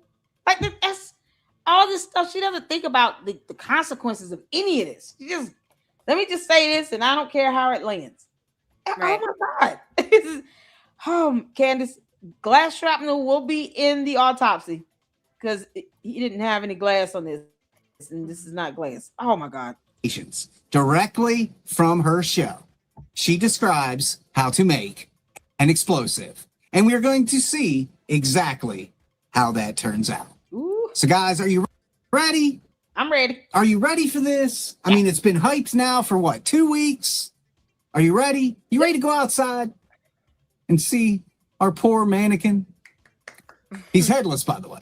I didn't want to put a head on it. Just mannequin body, t-shirt. You guys will see. You know what? Let's just go. You know, I'm kind of prolonging it because it's like 115 degrees out there, and then I'm going to put an explosion on top of that. Guys, don't ever say, Stephen, a fax me won't take one for the team. Because, I mean, all right, my friends, we are out here in the field. I've got everything clear and ready to go. I've got the mannequin behind me, got the road mic all set up and ready to go. We are about to field test this and, you know, put this theory to the ultimate test. Would it actually work? And what would be the outcome? What would be the residue? What would be the remains? What would be left for forensics? So let's find out. Oh, man.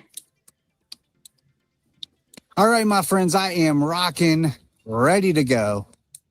It is so freaking hot out here, guys. But I've got the microphone set up on the mannequin. White t-shirt, you know, everything one would expect to field test this thing. So the only thing left to do is to see what happens. Let's give it a shot.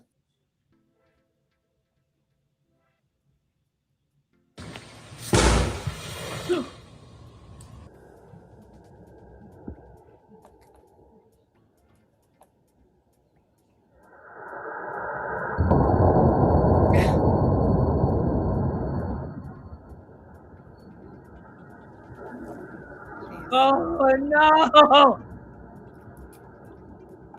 Oh, everything's on fire. It must be the stuff in the mannequin. Wow. People need to see that. Look at the shirt. Crazy. Yeah, the shirt. Yeah. Burns up. Yeah. Yeah.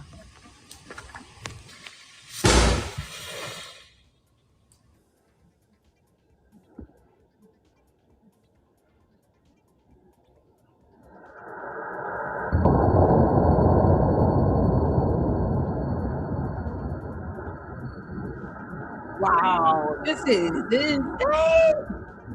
Yeah.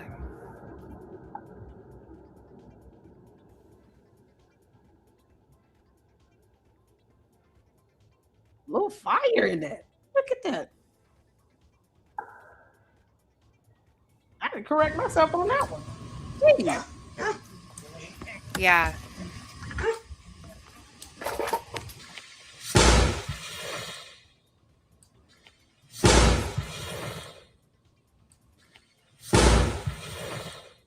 3 mics. 4.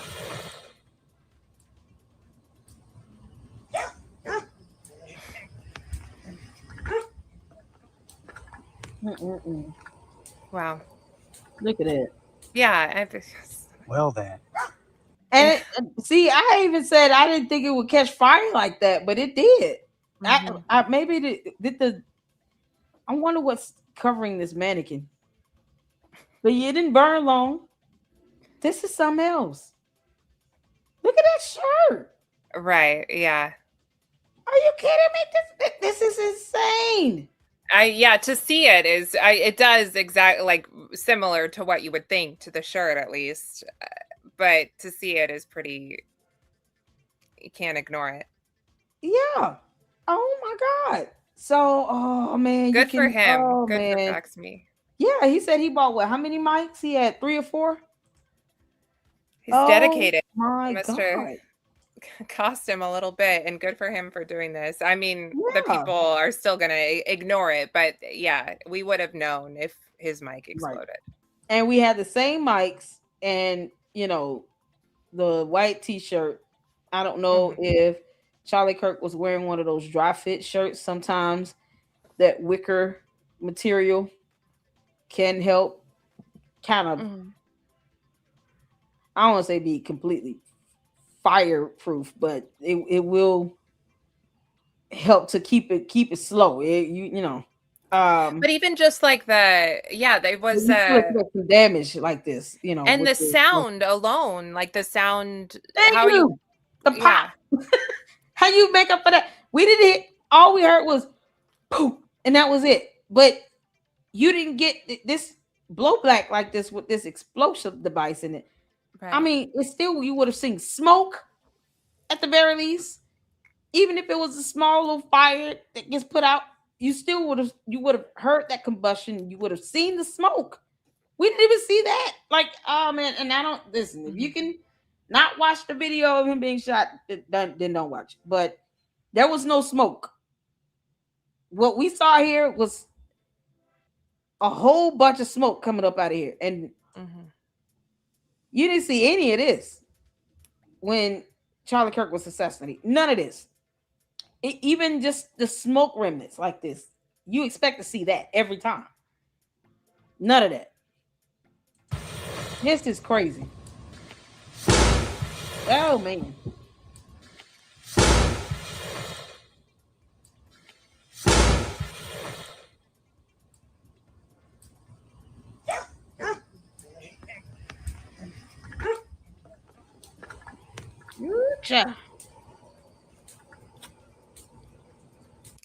Well then. There you go, ladies and gentlemen. Exactly. That's what happens with an exploding microphone. Sounded nothing like a gunshot. And look at that T-shirt. Look at that mannequin. Holy cow. Yeah. Waiting on this Rode mic to...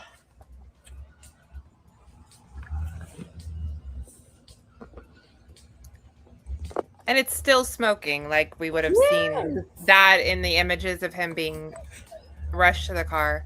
Right. You would see this. Even if they took it off, it's still the T-shirt would have still been on him until he got in the truck and they cut it off. Right. And I saw a hole in the mannequin. Isn't there a hole here? That's a hole, right?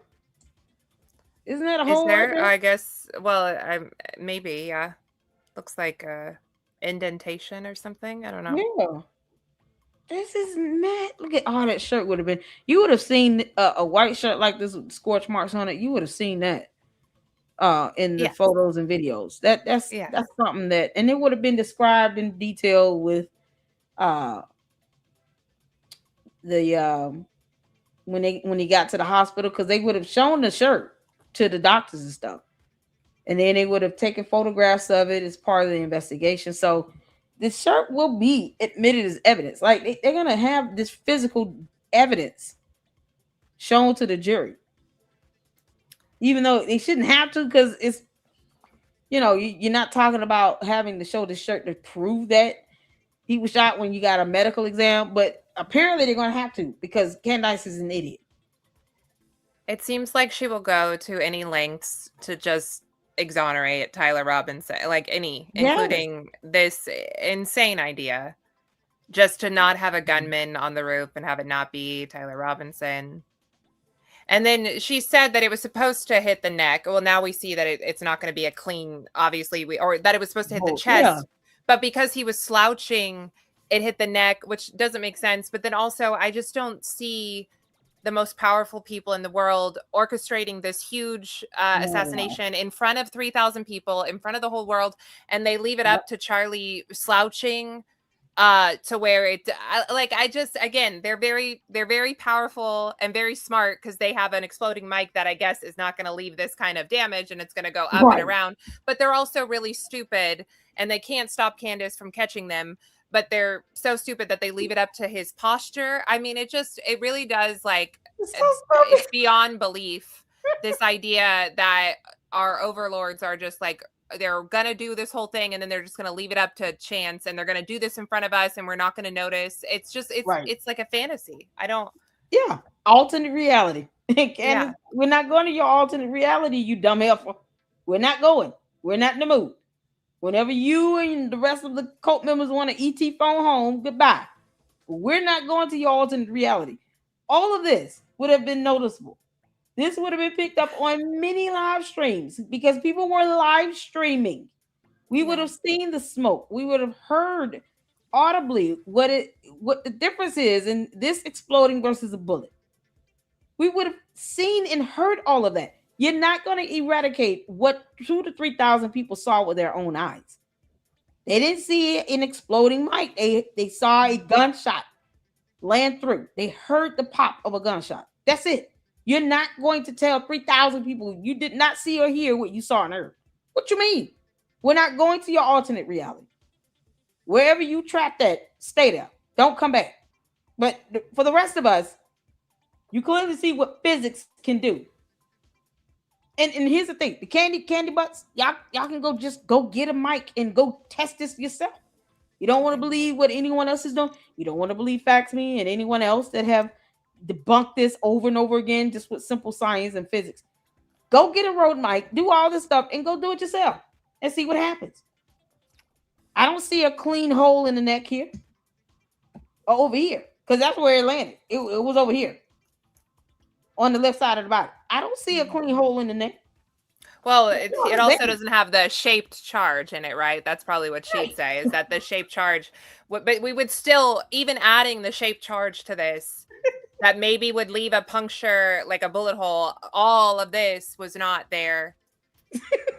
And it is such a profound evil. It's like traumatizing people to like think about the images we all saw that day again, just to try to debunk her and to like relive what we all saw collectively that's already traumatic. It's just like profoundly evil that we have to keep going back over what happened at 9/10 when it was like so devastating already. But in order to assuage her and like debunk her madness, we have to keep like doing this. I don't know. It's I mean, she said, "Oh, you can, lose a finger or something like that." But yet and still, she, this right here will go over her head because Candace doesn't know the freezing point of water. I don't expect her to know more complex scientific, concepts when she can't tell us the freezing point of water.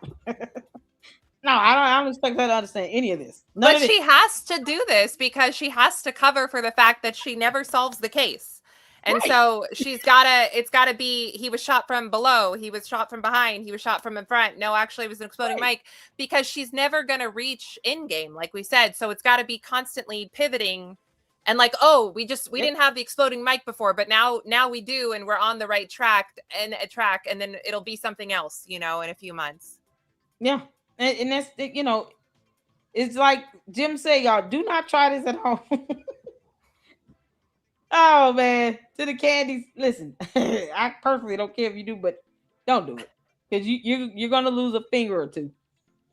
If you listen to your cult leader, hopefully she'll tell you all not to do this at home. You can't make this up. They'll probably do it at home. It's just, Jim, you got to remember who we're dealing with the Candy Coat members. They only do what their cult leader tells them to do. So if I tell them don't do this at home, they're going to do it at home. And, you know, we'll just still be here laughing at them. I don't know what else to say. Like, this is crazy. People have to go out there waiting to... Candace, this is so... Like, people have to do this, and you want to re-traumatize all of America with this. You can't make this up. Holy cow. This is... Waiting on this road mic to...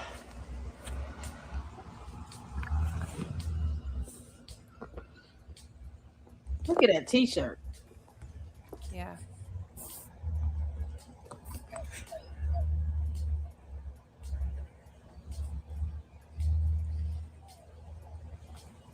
You'll see the little fire flames.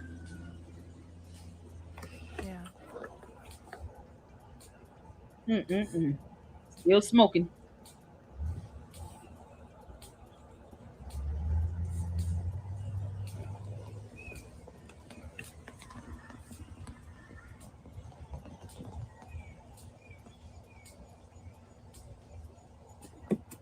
Oh, there it is. Hip tail.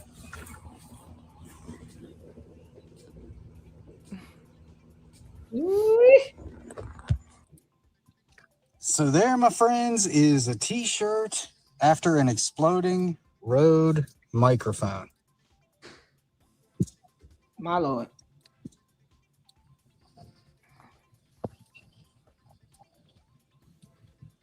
There was right at this point was the biggest part of the explosion. Look at that. This is crazy. I'm almost glad that she's doubling down on this because it's so absurd that I really just hope some people are like, no, I'm out. Even if morally they're too stunted to realize what she's doing is wrong. I really hope some people are just like, I've had enough. Just logically, I've had enough. Yeah, because it doesn't take rocket science to see, you know, what we saw in the video is nothing compared to what any other YouTube video, Facts Me videos, anyone else that has done this has shown in their videos with an exploding mic. Like, she could have pulled up videos of mics exploding on people like that. There are videos out there. A plethora of videos out there. And what she says about the shaped charge wouldn't change it. Like, she says, well, you might think that their hands would explode and that's what's happened before, but not always because of the shaped charge. The shaped charge would be an addition to this. Right. It would not negate the act of exploding on your body and on your t-shirt and all of the devastation and damage that would be visible. Like we just saw, a shaped charge, adding a shaped charge to that is not going to contain the explosion to where we don't see it at all. Exactly. You will see this explosion still. She's trying to make it seem like, oh, well, there's a small little needle inside of it that's going to discharge out and then go and make the hole. And then that's going to explode. And no, that's not how that works. You're still describing a mini gun and bullet. Because it's special Israeli technology. Only Israel has it. They can't stop her from talking, but they can explode a mic to where just one little piece goes up and we don't see it at all because it's special Israeli technology. But they can't stop her from talking. It's just we put people on the moon, but we can't nail that microphone stuff for we didn't go to the moon, no. According to her, NASA is an agent of the devil and we never went to the moon. Oh, forget SpaceX, Space Force. Yeah, I know. Space Force. Oh, what do you mean? You built spaceships? Yeah, we put. She did not know. It is so dumb. And then people are like, oh, she's talented. She is very talented. I think that she's not a stupid person. She's pretty, all of that, but she's not this talented to where you should be listening to this garbage. It's so dumb. She cannot tell us to freeze it for the water. There's no talent in that. That's just her not wanting to read. When George Farmer has to teach you about thunder and lightning, that is a very sad day for humanity or aliens alike. Because Why did he have to tell you that? Why didn't you learn this in the 2nd grade? You can make this up. And that was recently. That was like earlier this year, right? Or last year that she was tweeting about that. Yeah. I think it was last year. Yeah, no. I just told you because you have to worry about like it's the lightning. That's the thing. You didn't know what thunder is. Like he knows he married an idiot. Like you can't listen, George. The best you can do is come out and say, yes, this is a lavender marriage, and my boyfriend's in the closet and whatever. And I'm moving back to the UK with my parents and taking the kids. Good luck, Candace. Like if he came out and say that, I would not blame him at all. I'll be like, good for you. You can't make this out.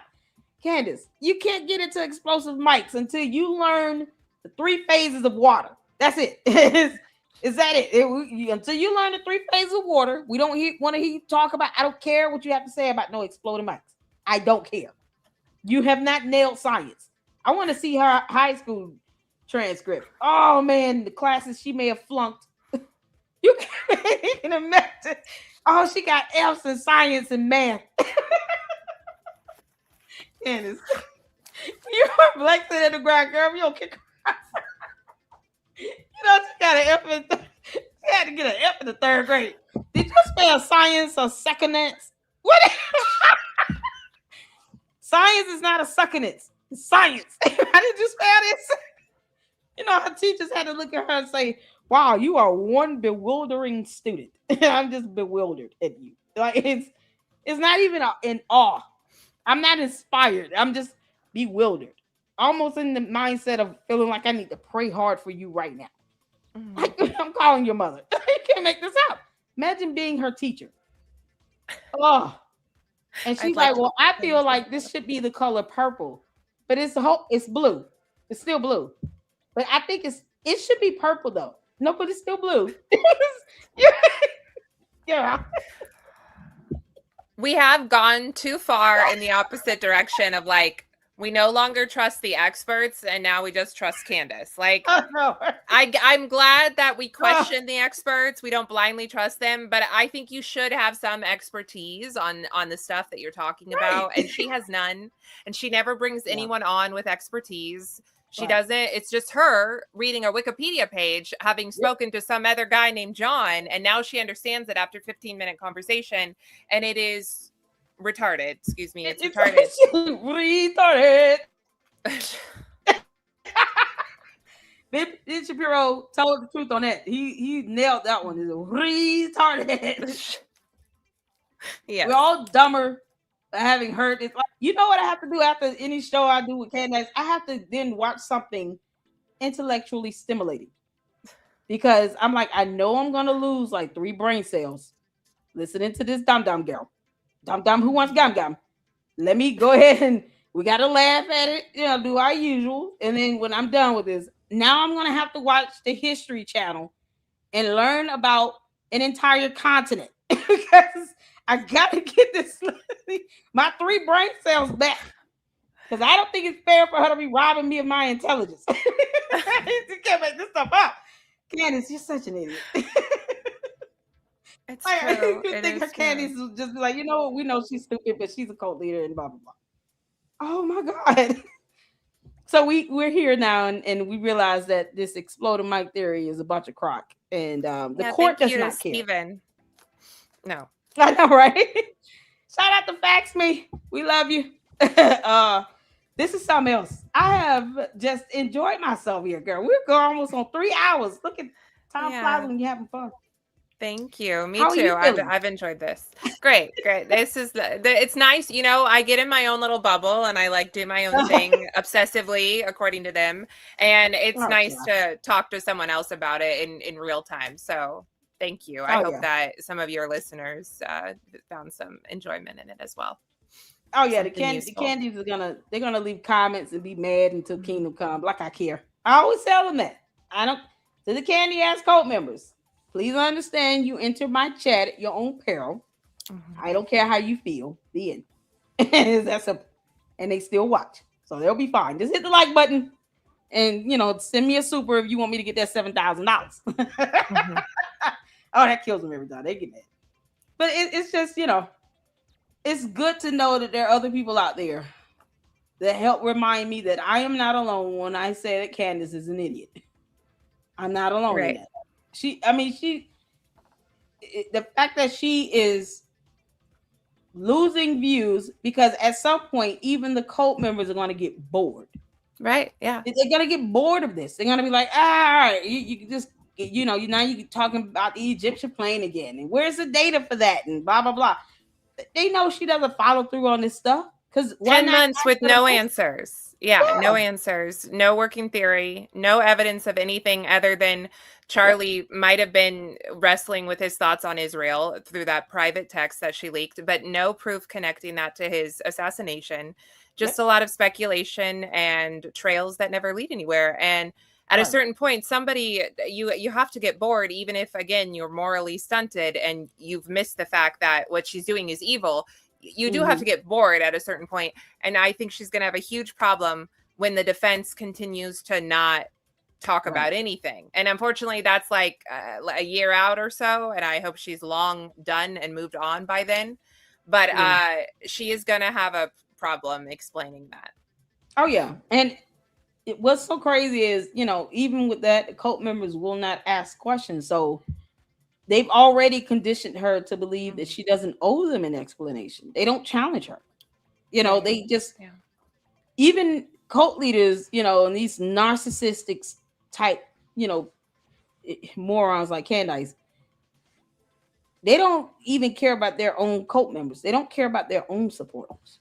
Candace has proven she does not care about her own supporters. The fact that you have people in Australia that cannot get refunds on tickets because that's crazy. Her visa was revoked and they have not been refunded is proof. She does not care about her own supporters. She won't even make sure they get their money back for tickets they bought to go see her talk. And some bought backstage passes that were upward of $1,500 for a meal and to see her backstage. They will not be getting their money back. $1,500 is rent. I mean, what? People spent that type of money to go see her. And she doesn't care if they get their money back. And yeah, it's all about her. That is obvious.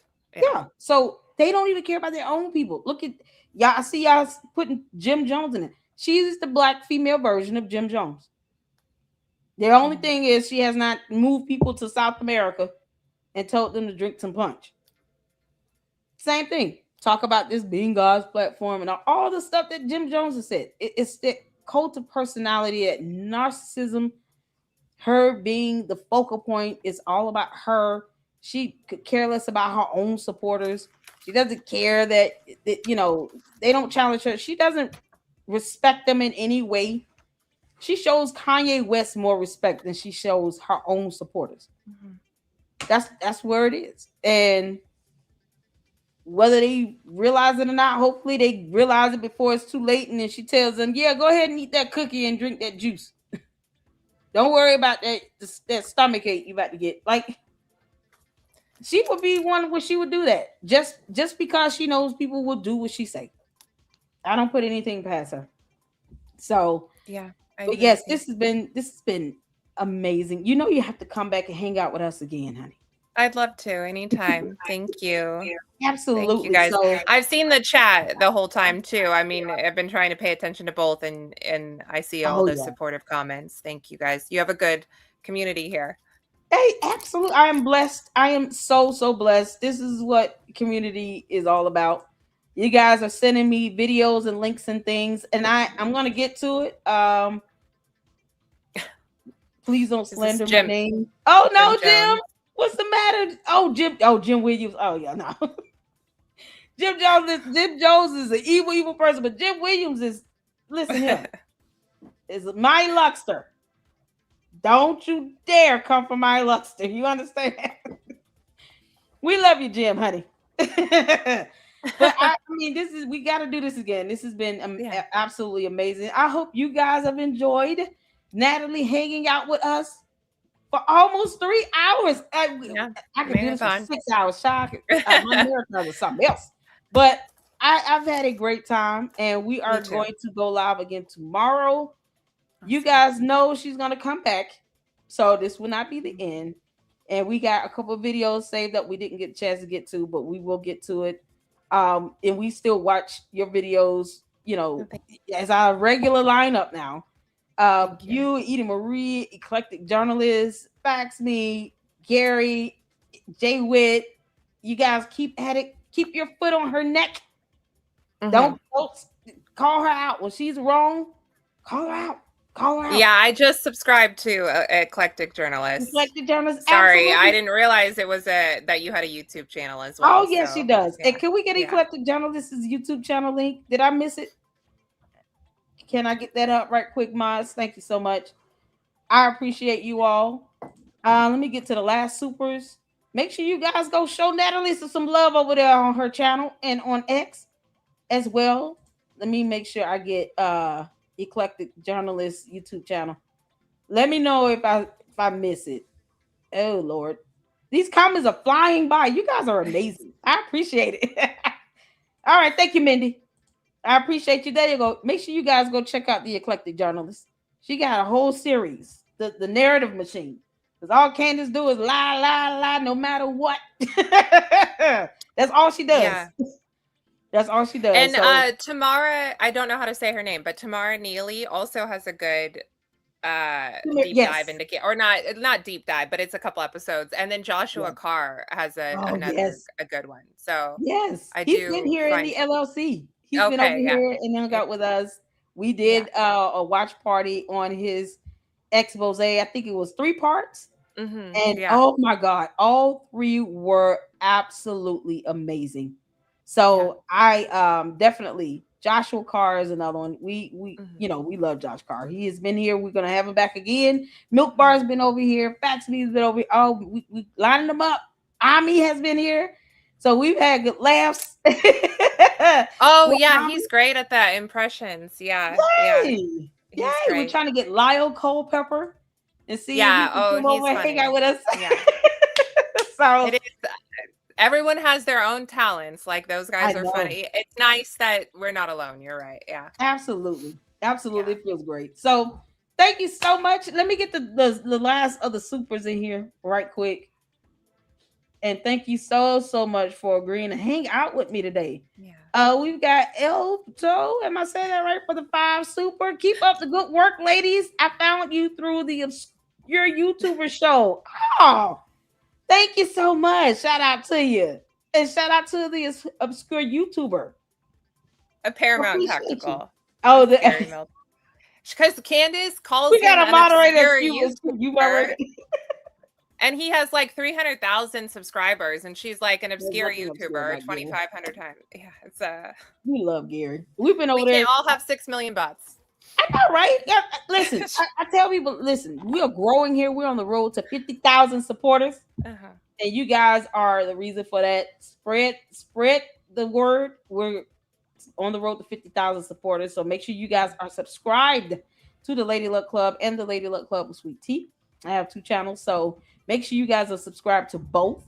But I would rather have the supporters that I have here that are real people that have brains and think, and I learn from them, and hopefully they can learn something from me, and we can exchange information, have great dialogue, than to have 400,000 bots, and all of them are stupid. And they don't want to read or tell you what the freezing point of water is. Like, and they're a bunch of yes men. I'd rather have the support system that I have. It's a blessing. If you can be faithful over the few, the Bible states that God will make you ruler over many. And that comes with us appreciating what we have and appreciating the blessing in that, because 175 people could be watching anyone else, but they choose to watch us over here in the LLC right now in this moment. And I am very grateful for that. It warms my heart to know that people are supportive and they want to hang out. It warms my heart. And so I would not trade that for anything. Candace, child, all that devil money she getting, like, that means nothing when you got to pay all your attorneys. It's of the devil. So I wouldn't trade in the world. And all I can hope and pray is that this grows and expands, and I'm still gonna be who I am, but hopefully always be in the spirit of learning and growing in the right direction. And I just bless God for the supporters here. The mods here are fantastic. I have great researchers, people who send information all the time. I've had Candace, I know Candace lived this whole time. I'm not gonna dox her because it's a crime, it's a cyber crime. I'm not gonna do it. It's just certain things I won't do. I believe in having ethics and my morals in check. I'm gonna laugh at her because this is funny. Candace, you being evil in is hilarious. It doesn't mean I'm gonna dox you for it. It just doesn't. That's ridiculous. But we're gonna laugh at your behind because you're an idiot. So it is great to have that foundational support, and for her to, what she will not do is mess with you, knowing that you got a strong supportive base of people like myself that will call her out for doxing you. Like, we don't play that. Project Booger Nose can go sit down and eat some corn chips and leave everybody alone. Like, what he does not want is to be under any investigation with anyone because he's a punk. They don't want to go to court. They don't want to get sued. They don't want to actually have to answer to the things that they're doing. And he's doing all of this for her, and for what? She doesn't even talk about him. Right. She's explicitly called him not part of the investigation, even though it's apparently a group project, but not with Project Constitution. He's not part of the group, I guess. I don't know how she determined that, but yeah, he's not in the N Club. Like, she doesn't even take him seriously. So what is he doing all that for again? He's trying to vie for her attention. Once again, the cult leader is not even studying their own cult members. And he will break laws for her. He's getting cease and desist letters because of her. And she does not even say his name. No. Project Booger Nose, you're so unimportant. Your own cult leader is not studying you. Keep eating them Doritos, you slop. You can't make this up. But you have the audacity to go after a grown woman and dox her, not thinking about her life, her children, her family, no one. And he's supposed to be a grown man. And what he said about ERIKA being a part of Epstein, like, it's at least Candace is kind of clever with her lies, like, and she covers her bum a little bit. Project Constitution is just like, I'm gonna make up stuff. I'm just gonna say lies, and just keep saying them, just completely false. It's crazy. Yeah. So hopefully, when ERIKA KIRK and TPUSA sues Candace, they name George, they name her whole team, and get all those little cohorts over there on X. Project Constipation, John Mappin, name them all. And her LLCs. Because if you want to go out here, Baron Coleman, and throw out all this nonsense, knowing you will never make these legal arguments in the court of law. He will never get before a federal judge and say half the crap he said in his YouTube videos about Brian Harper's lawsuit. Because he knows those aren't legal arguments. It's just not. Her own legal defense aren't going to listen to Baron Coleman. Because none of that he said is legally based. Him just saying it has no merit. You can say that, but that doesn't mean that will be the case in court. And if there is a finding of law and case law to support their claims, their statement of claims, it's going to have some legal merit. And you're going to find out the hard way when she loses. All he's going to be is debunked just like she would. And the fact that he's willing to put his bar license and credibility on the line to lie on a YouTube video. And for what? Go get a job. Go get a case. Go represent somebody. Go to court. What are you doing? You're putting yourself out here just because you know these judges watch YouTube as well. And you're going to put yourself out here knowing that these judges might be watching you do this stuff. And then when you do get a client and pick up a case, how do you think that judge is going to perceive you? They're going to look at you and be like, this guy have a YouTube. Aren't you on YouTube, sir? Yeah, I heard you say some ridiculous things about a lawsuit. Are you standing by that or what? He's going to change his tone when the judge calls him out on it. He knows it would not fly. He knows none of this is going to fly. I'm just saying it to say it because I want views. Like, get rocks. Yeah. So I choose to be me. Keep being yourself. Keep your foot on her neck, honey. Listen, and they'll learn. Candace ain't gonna get. She knows she can. Only so many people she can mess with like that anyway. Yeah. We got. Let's see. I want to make sure I get in these last few. Job for 9 with the $5 super. Lady, also don't forget Charlie had a live mic in his hands, so it would have picked up the explosion. Yeah, it would have. That's a good So point. Candace is an idiot. Candace, science goes over your head, so we have no reason to believe anything you say. In conclusion, Candace is an idiot. I know, right? And shout out to Jacqueline Brennan for the $1.99 super. TR lawyer insulted EK in court. Andrea Burkar went off. Oh, I have not done day 5. So we got to have a separate live tomorrow to cover day 5 of the preliminary hearing. So I will do that tomorrow, you guys. We'll have a day 5 recap. In the morning, hopefully I think that happened earlier. It might have been day 4. I can't remember. It was either day 3 or day 4. What? Where he essentially said that she did like a bunch of press conferences and that she thinks her lawyers are the prosecution. It's the guy who represented the Menendez brothers, or one of the Menendez brothers, and got him a mistrial initially. So he's they flew out a pretty well-known defense attorney, Michael Burt, from Southern California, to defend Tyler Robinson. Yeah, it was pretty disappointing. And the judge didn't say anything. I thought maybe he would have. So yeah, I don't want to spoil it if you're going to watch it tomorrow, but I do think it was earlier than yesterday because I remember commenting on it. This was day 4? How did I miss that? I think it might have been day 4, either day 4 or day 3. Yeah. Can someone send me the video link to Andrea Burkhart? I do I have watched her video because she's an attorney. She's good, yeah. So she's very thorough. I definitely, yeah. We go to the experts in the LLC. We want to know about litigation matters. I'm not an attorney, but I will watch them. We've had Nick Brooks over here in the LLC, so we will have. Hopefully tomorrow morning I can get a pre-recorded in with attorney Dennis Sperling. We bring in the experts, so it's baffling to hear that. Like the attorney told the judge she goes out on media tour. So what is that supposed to mean? Yeah, it was when they were fighting actually about seeing, after the preliminary hearing was over yesterday, apparently there is high definition footage of Tyler Robinson either on campus and or taking the shot. Benny Johnson and Jack Posobiec spoke about it.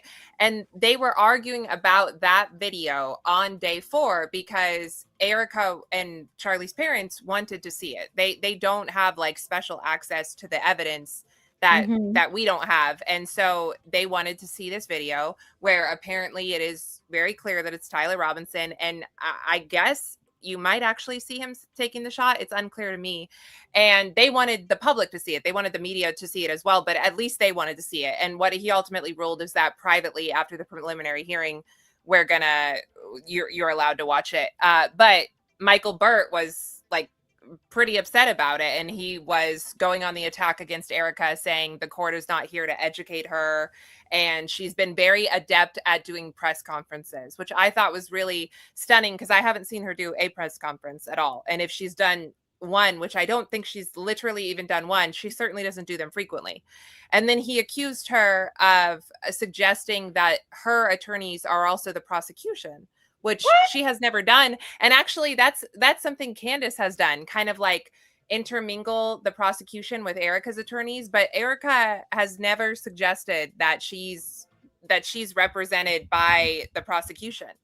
So I think it's pretty telling because he was pretty upset about this video, and we have not seen this video. So I feel like maybe this video is pretty damning to Tyler. You can make this. Hold on. Oh, can somebody send me is there a short video clip on that? Got time. I don't want to. Yeah, I posted it on X. Let me see if I can find it real quick or if somebody else finds it.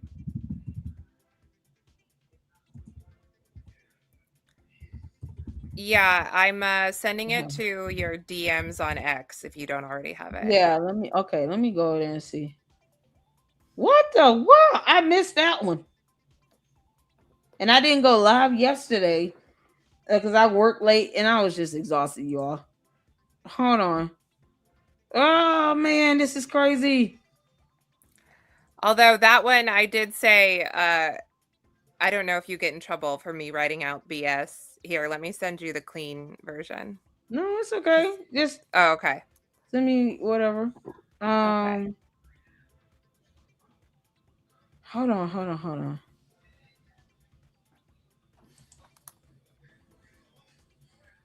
Okay. Ooh.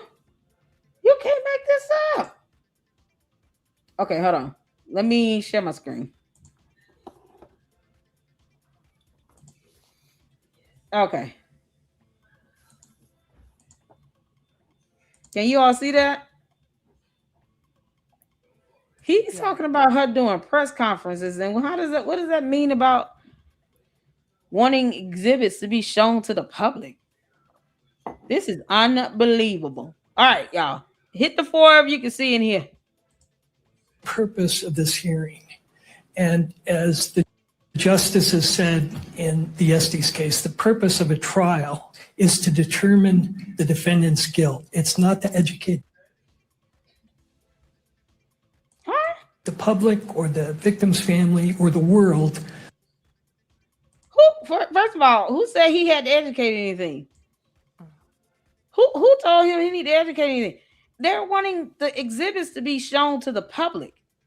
Why is that required for him to do all this lip service? What's wrong with him? The justices said in the Estes case, the purpose of a trial is to determine the defendant's guilt. It's not to educate the public or the victim's family or the world on what evidence the government or the state has. At some point, I think the court has to return to the purpose of these hearings, which is...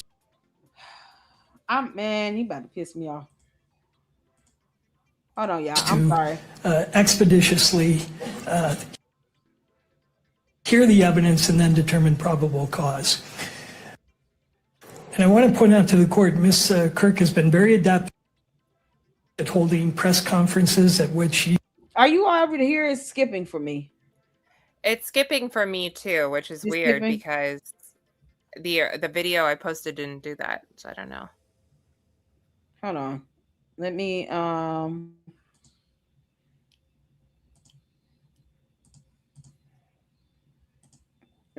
on. Let me go back because I didn't want to share our messages. Okay. Is it winding up? Let me see if I can. I'm sorry, y'all. It was skipping so bad. It's hard to even follow. I don't know if the one. Go ahead. Can you tag me in it? Maybe is it playing from the chat? That's what I was gonna say. Like, I don't know if the one I posted is like if it's something about it being played from messages. I don't know. Let me. Can you just tag me on that video? Yeah. Okay.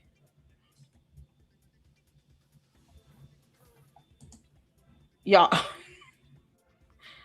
Oh Lord. Okay, I just posted a comment with your. I can't go back and tag you in the video, but I posted a comment with your.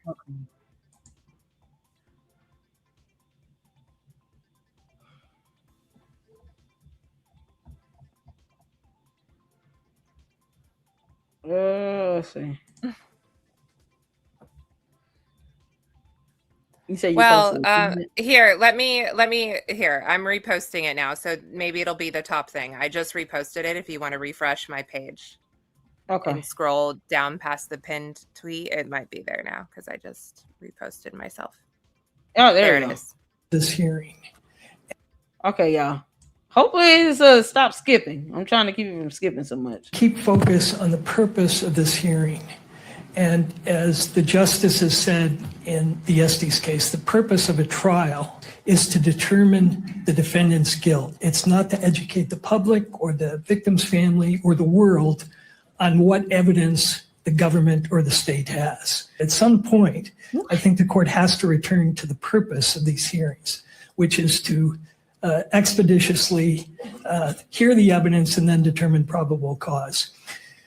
And I want to point out to the court, Ms. KIRK has been very adept at holding press conferences at which she has revealed evidence. She has represented. Nope.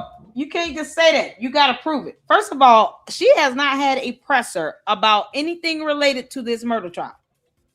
The only thing she has said in reference to this trial is that she wants things to be public. That's it. She didn't ask for an education on this. What are you educating her on exactly? What is wrong with this counsel? What would be if there be to educate her on if you're just showing video evidence? You don't need to tell her what's happening in the video or who's in the video or explain how videos are recorded. There's nothing to educate her about. Just show the video. If he doesn't want to show the video like the judge showed him 3-4 days ago, file a motion in limine. But for him to sit here and to go on the attack about the victim's spouse, because she's the victim. She's the victim. And you're railing on the victim, going out doing shows, but she's not talking about this trial. What evidence has she leaked? He must be thinking about Candace, because Candace is the one demanding to see video evidence she does not have the right or privilege to see. Mm-hmm. What you mean? This attorney is out of pocket. That the state is her attorney. She has access to all the evidence that the state has publicized and that the media and her own lawyer argues is already in the public domain. So they're perfectly free to go outside this courtroom under the court's protective order. They're free to go out and hold press conferences and announce to the world outside the courtroom what they think the evidence is. They have the availability of that evidence. But the court's role, I think, at some point is to exercise some control, move the case forward, and especially when we have witness availability problems. And I'd ask the court, whatever the court does, if you're going to allow revisiting or replaying of evidence for the sole purpose of informing the world or Ms. KIRK or anybody else, that the court do it at the end of the process and not at this point where we will be deprived of our ability to call this witness because she. Wow, he going in on some stupid nonsense. So no one asked him to educate anyone on video evidence. If she has the ability to show the same evidence the prosecutor has, think about this for a moment. That goes to show how disciplined she is because we have not seen it all. I mean, if that be the case. So wouldn't she just go out and just show everything and just have, she's got a whole YouTube channel. The Charlie Kirk show is still on YouTube. Wouldn't they just have a show and they just show everything the prosecutor has if she really wanted to do that? This is unbelievable. He's bringing up points that are moot. There's no relevance to this crap.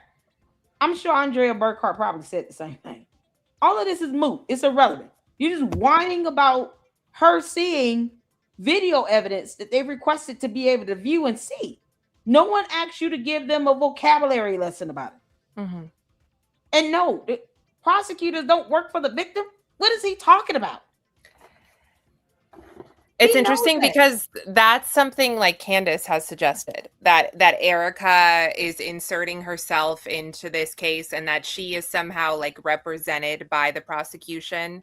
I think because she's, if I'm being gracious, because she's confusing ERIKA's victim rights in the state of Utah as if she's like part of this case and she's not.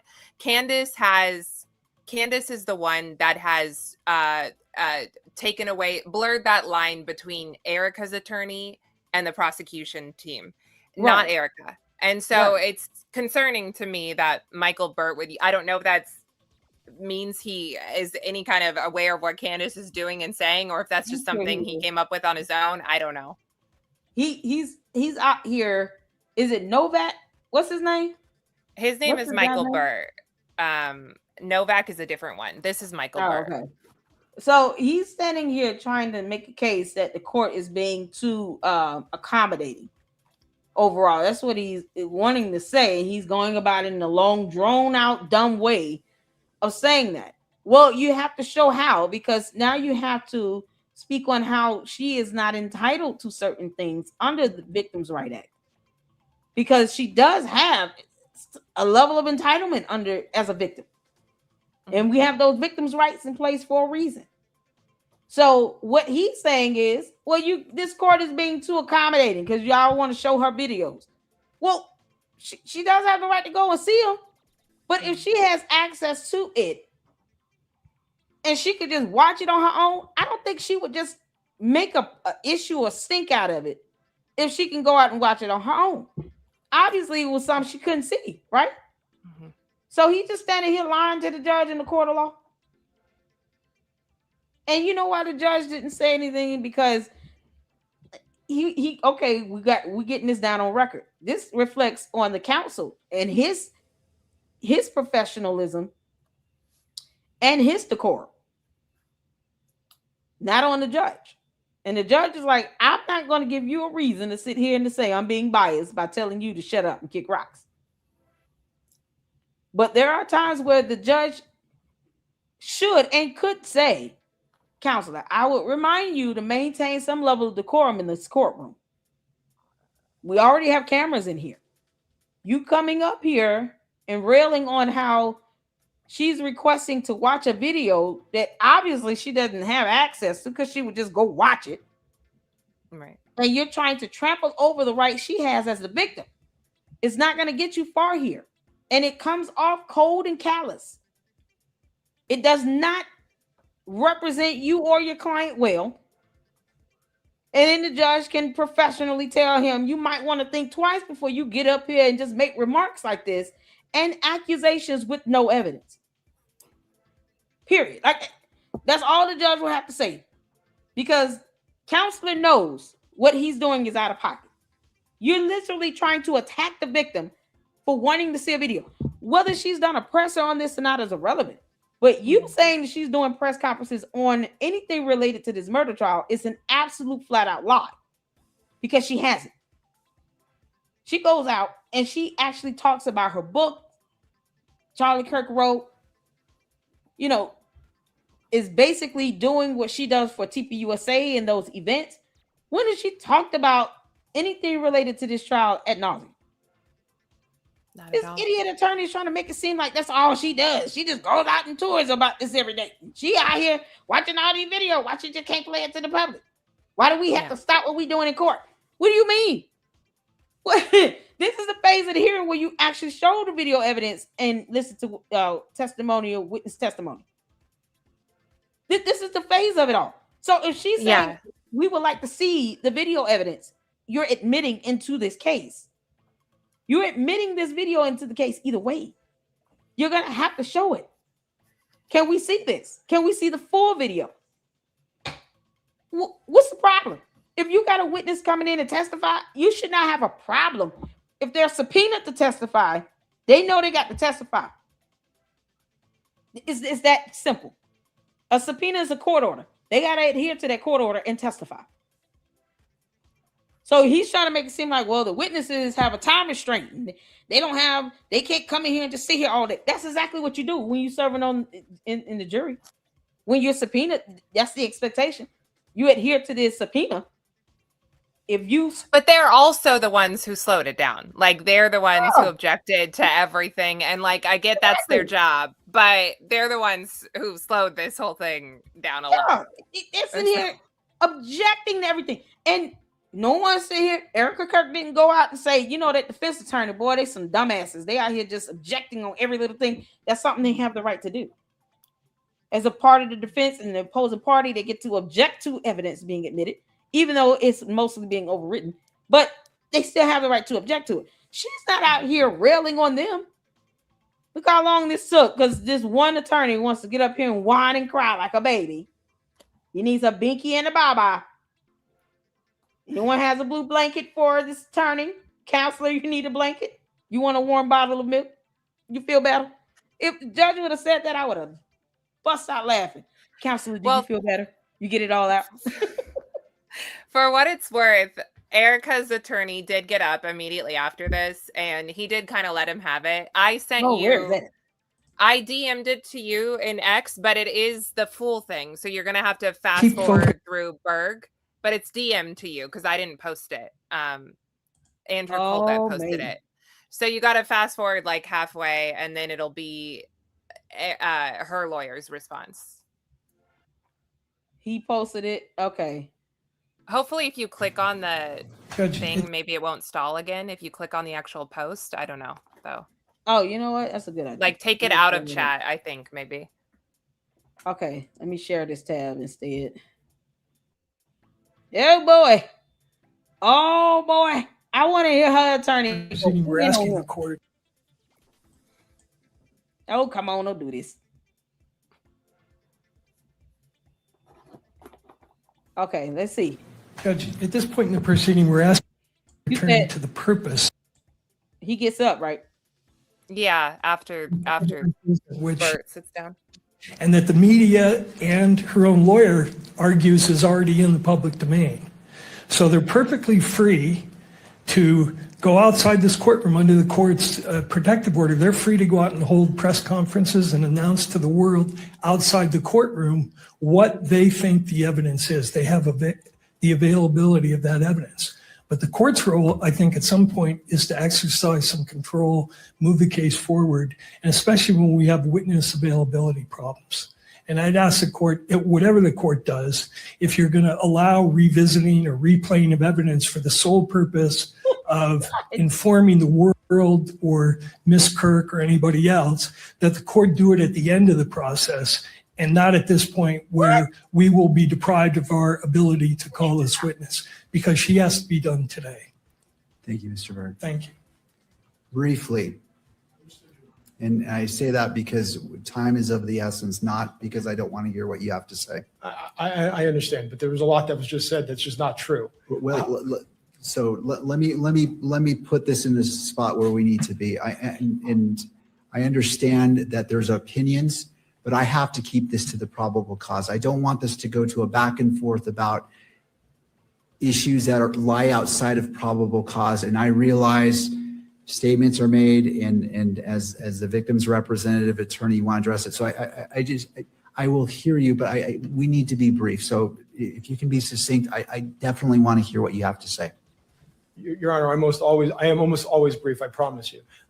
The family has not seen this video. It hasn't. It doesn't have access to the evidence the state has. The state is the state, and Ms. KIRK and the family have their representatives. There's a completely distortion of reality. Exactly. That was just put forth. And this isn't about educating anybody about anything. Thank you. This is about allowing the family to see the evidence that's been gathered after a 10-month investigation. Thank you. In which a father, a husband was assassinated. That's what this is about. So we ask you to please allow the family to view the video like the court has viewed, in order to allow the family to process this moment. Thank you. Thank you. Anything It's that further? simple. And didn't I say that? What do you have to educate them on to play a video? Why does that have to be an educational moment? Oh, this is a teaching and learning opportunity. See here, this is what it's like to record someone walking downstairs. What do you mean? This attorney, that attorney was out of pocket. He's out of pocket. You talking about her pressers and all this stuff. Name one press conference where she showed any video evidence related to this trial. I want the link to any press conference where ERIKA KIRK has shown a video related to this case. Because the judge knows. Here's where you are. Let me tell y'all something.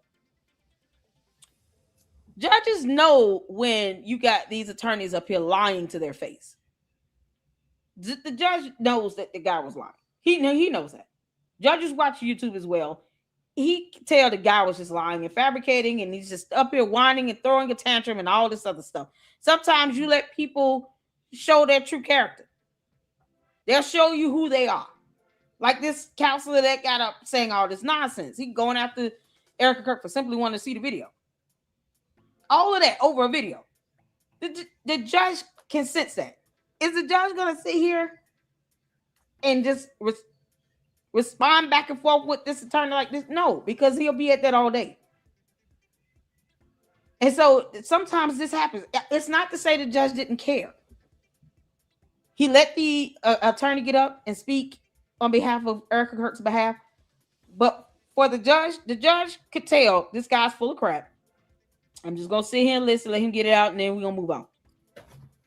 And then when the attorney got up, that's why he's like, I want to hear what you have to say, but make it quick. He already knew that counsel was lying. He knew that guy was lying like hell.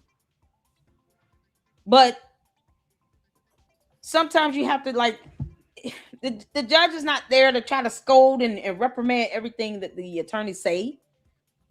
And he knows he hasn't seen ERIKA KIRK do all this stuff, and half the stuff he said was a flat out lie. But it's let the attorney bury himself. He's going to destroy his own credibility if he starts repeating and saying things that Candace is saying.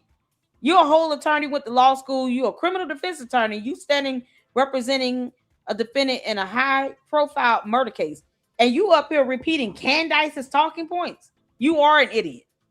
That judge is not going to give any merit to anything you say, and that jury will see the same thing. That jury will see that attorney and say, wow, the attorney is just as cold and cold-hearted and classless as Tyler Robinson. Because now they're two peas in a pod. He's representing his client. And this is what his client represents. No soul, no class, no conscience, cold-hearted. Because when you have to resort to attacking the victim, you don't have a legal defense. You're already showing your hand. Does that make sense? Hit the phone. Your attorney's showing his hand. This is more proof. They don't have a case. They know their client is going to be found guilty. The prosecutor seeking the death penalty. This is not being overzealous and representing your client. You out here trying to lie on the victim for wanting to watch a video. If the victim had access to this video, she would just watch it, just like her attorney got up here and said. If she had it, she would see it. This would not be an issue. They don't have it. Who told him that? But the judge knew he was lying. The judge knew he was lying. It's like, okay, what this dude talking about? I haven't seen this young lady out here doing any of this stuff. That's not, it's so classless, it's ridiculous. And he is putting his credibility on the line to lie to this judge's face about something so minute, about video evidence that you're already admitting into the case as evidence. Boy, I know Andrea Burkhart went in. Oh my God. This judge is like, yeah, go ahead and bury yourself. Because what the jury is going to see is what we all see. You have no class, no taste, no soul, no conscience. And you're sitting here railing on the victim for wanting to see a video. You're admitting into evidence. You're talking about, oh, the witness is not available all day. Who? So what? Guess what the prosecutor is going to do? Yana, let's go ahead and address this victim so-called not being available. We'll just subpoena them. Then they won't have a choice but to be available. Now tell me if you're available or not. I dare you. If this person is vital to your defense, as your witness, as the defense witness, wouldn't you want to listen? We understand you want to be accommodating, but this is a murder trial. This is a murder trial. We ain't got time for this. Bring your behind the court and testify. We need your testimony for our evidence, for our defense. So make it make sense. How you sit here and say, no, we got to do everything right now because the witness is not available. Tell your witness to make themselves available. What they doing? Whatever you need to give them to give their employer will understand it. If they serve jury duty, they get paid either way. If you have to take off work to testify in a murder trial, then you do just that. So what is the counselor's problem? He's a moron. And he literally just showed his character right here in this 1 minute, 30-second portion of this clip. He already showed us exactly who he is, and we all now know who we're dealing with. Someone that would be willing to lie through his teeth to the judge's face in court, on the record. Keep this in mind. In court, on the record. How you think that's going to do well over when it comes to an appeal? He put his foot in his mouth. Thank you. You just made yourself look like a jackass. I try my best not to cuss, but I had to let that one out. I'm hoping it's because I'm hoping it was frustration because of how damning the video is. I don't know. I don't think we got to see it because we didn't see any exhibits on the final day, which would have been the day after this. Mm-hmm. So even though it's not excusable, like I am hoping that it's his frustration coming out because of the nature of the video. Yeah, I mean, I guess we'll see. This is how he handles frustration. That's what you're getting a first glimpse at. You're getting a glimpse at how he does under pressure. You know, oh, my witness doesn't have all day. So what? Your witness is here to help your case. So why are you sitting here being panicky about your witness making themselves available? If you feel like their testimony is crucial and vital, then you just subpoena them and keep it moving. And then now you don't have a choice. Or else, you can be in violation of this order. Pick one. It's that simple. Like, he's already shown his hand. And just, if the attorney is willing to lie, he's an officer. Attorneys are officers of the court. If he's willing to just sit here and lie to the judge about someone doing press conferences and all this stuff, we're not here to teach them. You all off topic. Talking about nonsense. You don't want to give the defense any leg room to say, oh, the judge was unfair and I was trying to express concerns and they yelled at me and blah, blah, blah. And now we get to have a new trial for our appeal. Like, no, I want to make it very difficult for you to say that I did not maintain decorum in this courtroom. Because all that hoopla and for what? They still played the video. She's still going to see it. So what did all that stuff get him? Nothing. He just showed his ass. And now we know we're dealing with a cold-hearted, soulless attorney representing a cold-hearted, soulless, demonic demon. That's what we are. Now people get to see, the world gets to see this idiot be what he is. I know people want the judge to intervene and say something. But if the judge starts doing it, the judge will have to keep doing it every time. And y'all, this is just a preliminary.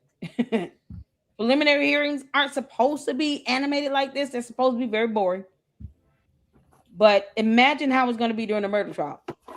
If this judge starts to sit here and go back and forth with defense counsel every time he gets out of pocket, they're going to get out of pocket.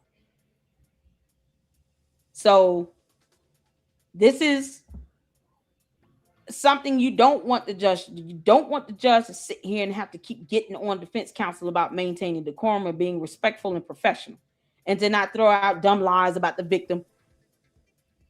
I'm sure the judge will address it when he needs to, but judges will address when they need to address something like that. They will address it, but when they need to do it, and when they do it, they will address it to where it will get the attorney's attention. Either the attorney's gonna get mad or not, but they will reprimand them if need be. It needs to be based on, okay, here's a pattern of behavior here I'm seeing in you, counselor. You've done this 16 times. You've done this enough for me to have to now say something. So you got to understand the judge does not want to treat this like preschool. Attorney, counselor, that's not how you act here. We're not going to have that. You can't lie on the victim. Like, the counselor knows that, but yet and still, don't expect the judge to say something every single time. That's all I'm going to say. Because you'd be disappointed and pissed off. And it's like, why the judge not calling it out? They're not going to do that every single time. But they will do it when they need to. Does that make sense? Hit the phone. But and also know, like, who is actually trying to get the public to see the evidence and who's trying to not, And so for Candace to be such a truth teller and for the people, according to her, there's only one side in this. Well, I guess two. It would be ERIKA's lawyer and also the prosecution, who are actually trying to get the people to see the full bevy of evidence as soon as possible. It's because of them that we got fewer redactions in the Lance Twiggs testimony. We were set to have a whole bunch more until that morning. And so you have to figure, like, if ERIKA, I hate to even say it, but if ERIKA had foreknowledge and she were involved and the case against Tyler Robinson is so weak, why on God's green earth would she be advocating to have as much of the evidence out there as possible, it does not make sense. And I understand the defense is going to do what they're going to do and, try to keep things private. That's to be expected. But how much they're urging for transparency and cameras in the courtroom, and they wanted us to see more of the evidence this week than we even did. And it's like, again, it's illogical to think that they're implicated here or the case against Tyler is weak somehow. Yeah. And ERIKA KIRK knows, like, she's not going to say or do anything to even give that impression that the prosecutors are working for her. That's not how this works at all. Right. But of course, Candace and her dumb cult members don't know how court works either. They don't know how court works. So they don't understand, like, expecting them to understand, the role that the prosecutors play versus victims' rights versus the defendant, the judge's role. Like, they don't care about any of that. Child, please. Tyler Robinson did it. He's guilty. They have ample evidence between video evidence, physical DNA evidence, and the witnesses testifying, the twig and berries, I call them. Lance Twig.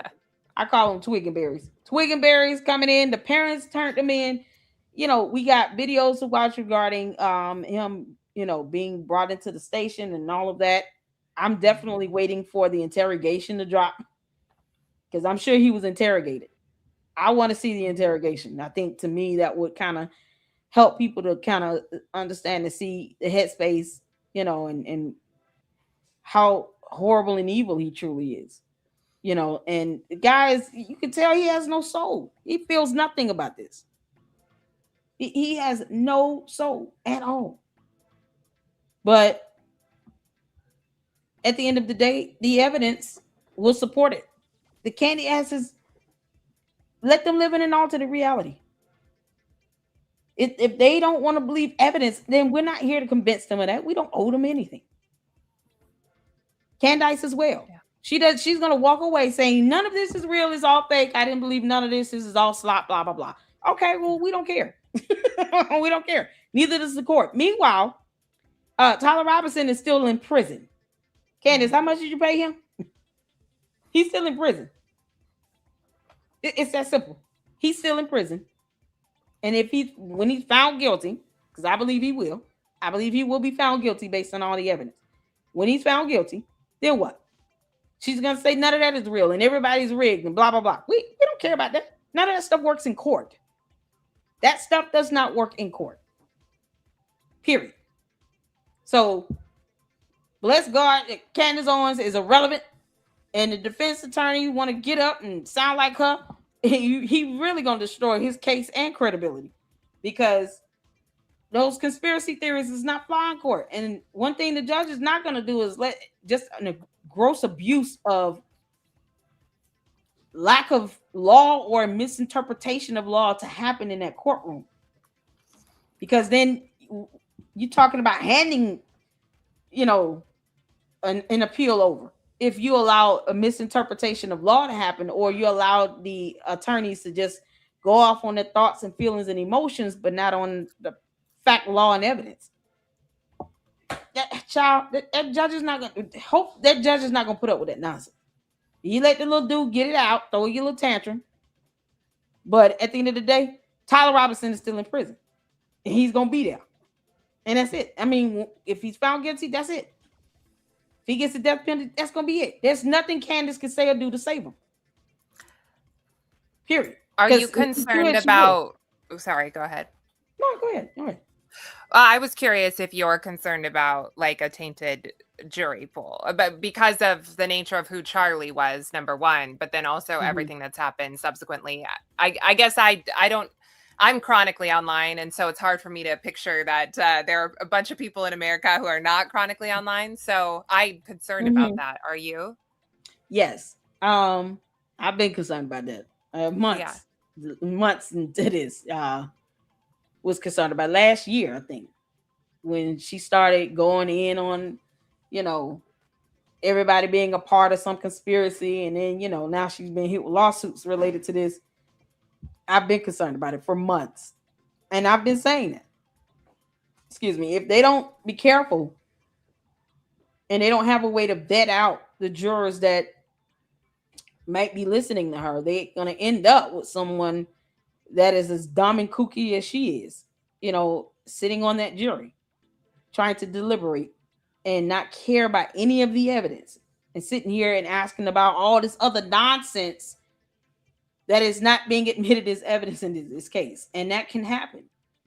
And I've seen cases have whole rulings, you know, convictions overturned because of the issues with the jury selection. And that's the biggest thing that is. That's why the one time Candace did come up in court was pertaining to all the dumb conspiracy theories around this case, because they know that it can be very problematic when it comes to the jury selection. And asking those questions to the jury during the selection is going to involve how much exposure. You know, are you guys watching Candace Owens? Raise your hand. Hopefully they've never heard of her. But if you get someone that comes in and they just lie, they say, I don't even know who that is. And then they know in the back deep part of whatever brain they have left, that's all they watch.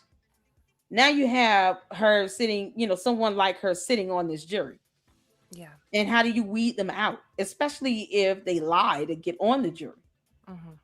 That can be problematic. So this is why I always reiterate, when it comes to the court of law, they don't care about your conspiracy theories and how you feel. They don't care about none of that crap. They care about the facts and the evidence. It's that simple. And the issue with her tainting this jury, putting out all this nonsense, you get someone that lies, gets on this jury, and all they do is watch Candace. Now you've got a serious problem on your hands. And you got to figure out a way to weed those people out to make sure they do not get on that jury. Because the jury needs to be neutral and impartial. Someone watching Candace should not sit on a jury when they don't believe that the freezing point of water is 32 degrees. When they just sit here and talk about how dinosaurs did not roam this earth. Like, you know, you don't, there's no room for all of that in the court of law. You need to look at the evidence, look at the law, and be able to understand how to apply it and interpret it so that you can deliberate and give a ruling based on the finding of fact, law, and evidence. Not sitting here talking about why you think some mic exploded and it has nothing to do with a microphone. It was a bullet and a gun. Like, get out of here. Like, that is a problem. It's a huge, huge problem. So I'm just hoping and praying that the day they select the jury, all them candy asses got to work. Hopefully they're all working somewhere. Well, some of them showed up at the courtroom to sleep outside and try to get in, as if they even cared about Charlie in the slightest. One of them was someone who doxed my family. And it's like, you didn't care about Charlie. You're just there for Candace. Yeah. What? You sleep outside the courthouse? Oh, they should have been removed from the courthouse grounds. Because they were, well, I heard that Elizabeth Lane was removed from the courthouse. I don't know if that's true or not. Maybe you could ask Josh Carr the next time you have him on, because I would be curious. I did hear, because she was there, and she's one of the worst of the worst.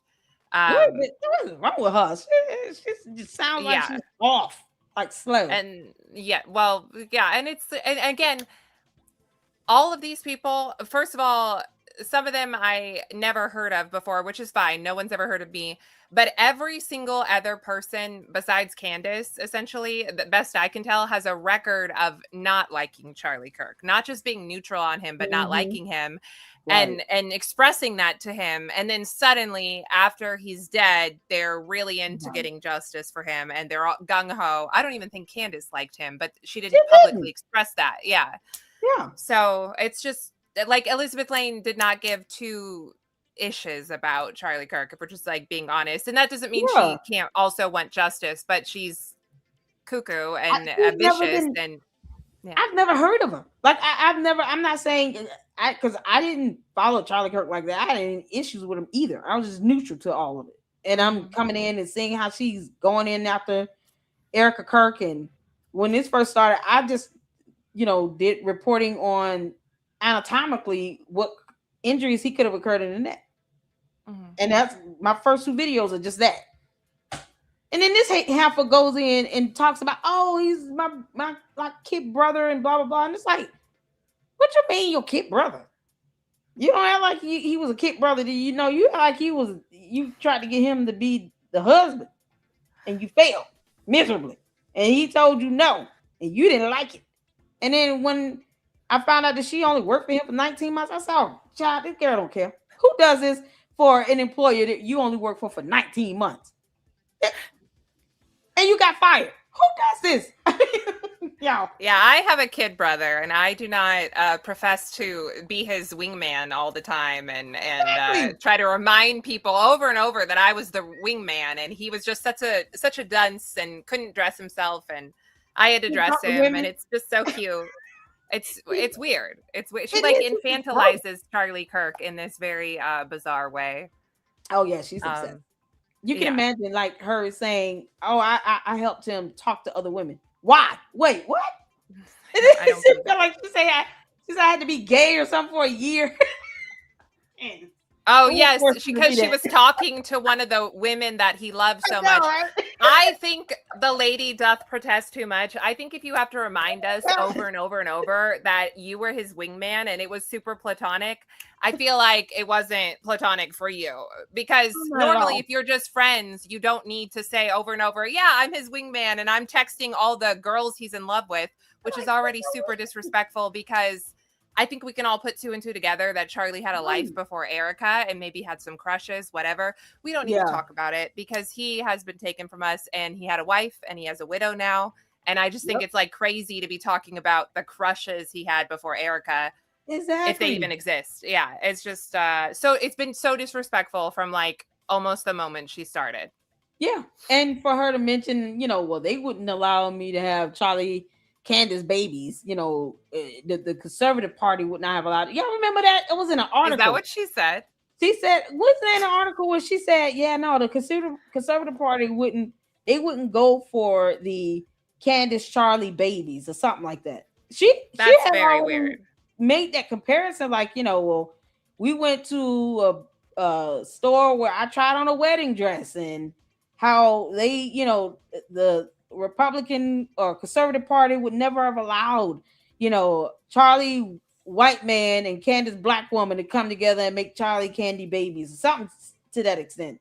And I'm sitting here like, what the heck?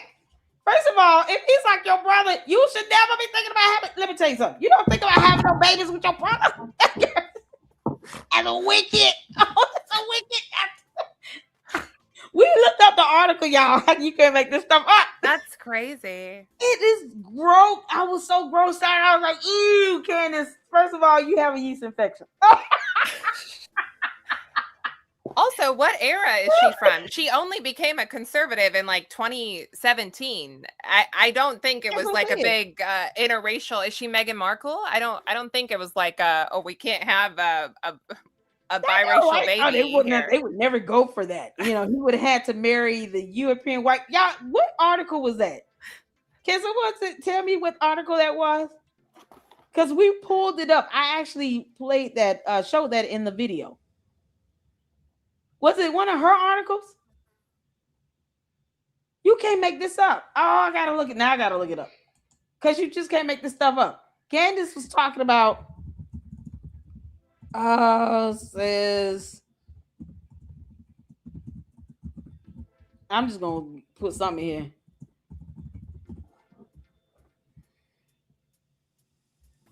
Because she was saying, well, they would have never allowed, you know, Charlie Kirk and I to have kids, or because he's the white token white man dating a black woman. Something to that extent. Oh my God. It was like, what the heck? I'm trying to look it up too, but I don't know. No. We pulled it up before.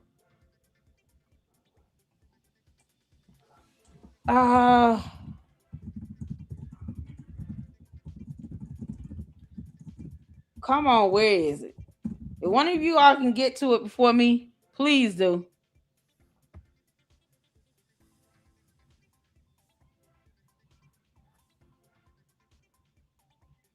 Because I'm trying to find it. Oh, it was the craziest thing. I was like, what the? picture me, they wouldn't have let you get married and have a baby. And then you turn Yeah, I around don't even and know marry what that George Farmer. means. Like you married George Farmer. What you talking about? You can't make this stuff up. Oh my God. Hold on. What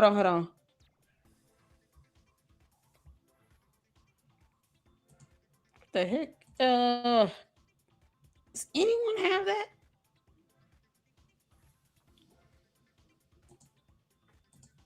Anyone know was that her article? I saw it somewhere. Y'all, we trying to look this up for real. No, she said that they would never allow me to. Candace cousin said she's never known Candace to date a black man. And exactly, and she's sitting here talks about the conservatives or something would have never allowed her and Charlie Kirk because they can't have a bunch of Charlie Candace babies running around, something like that. No. We pulled that up. That was it was an article. It was a whole article. Oh boy.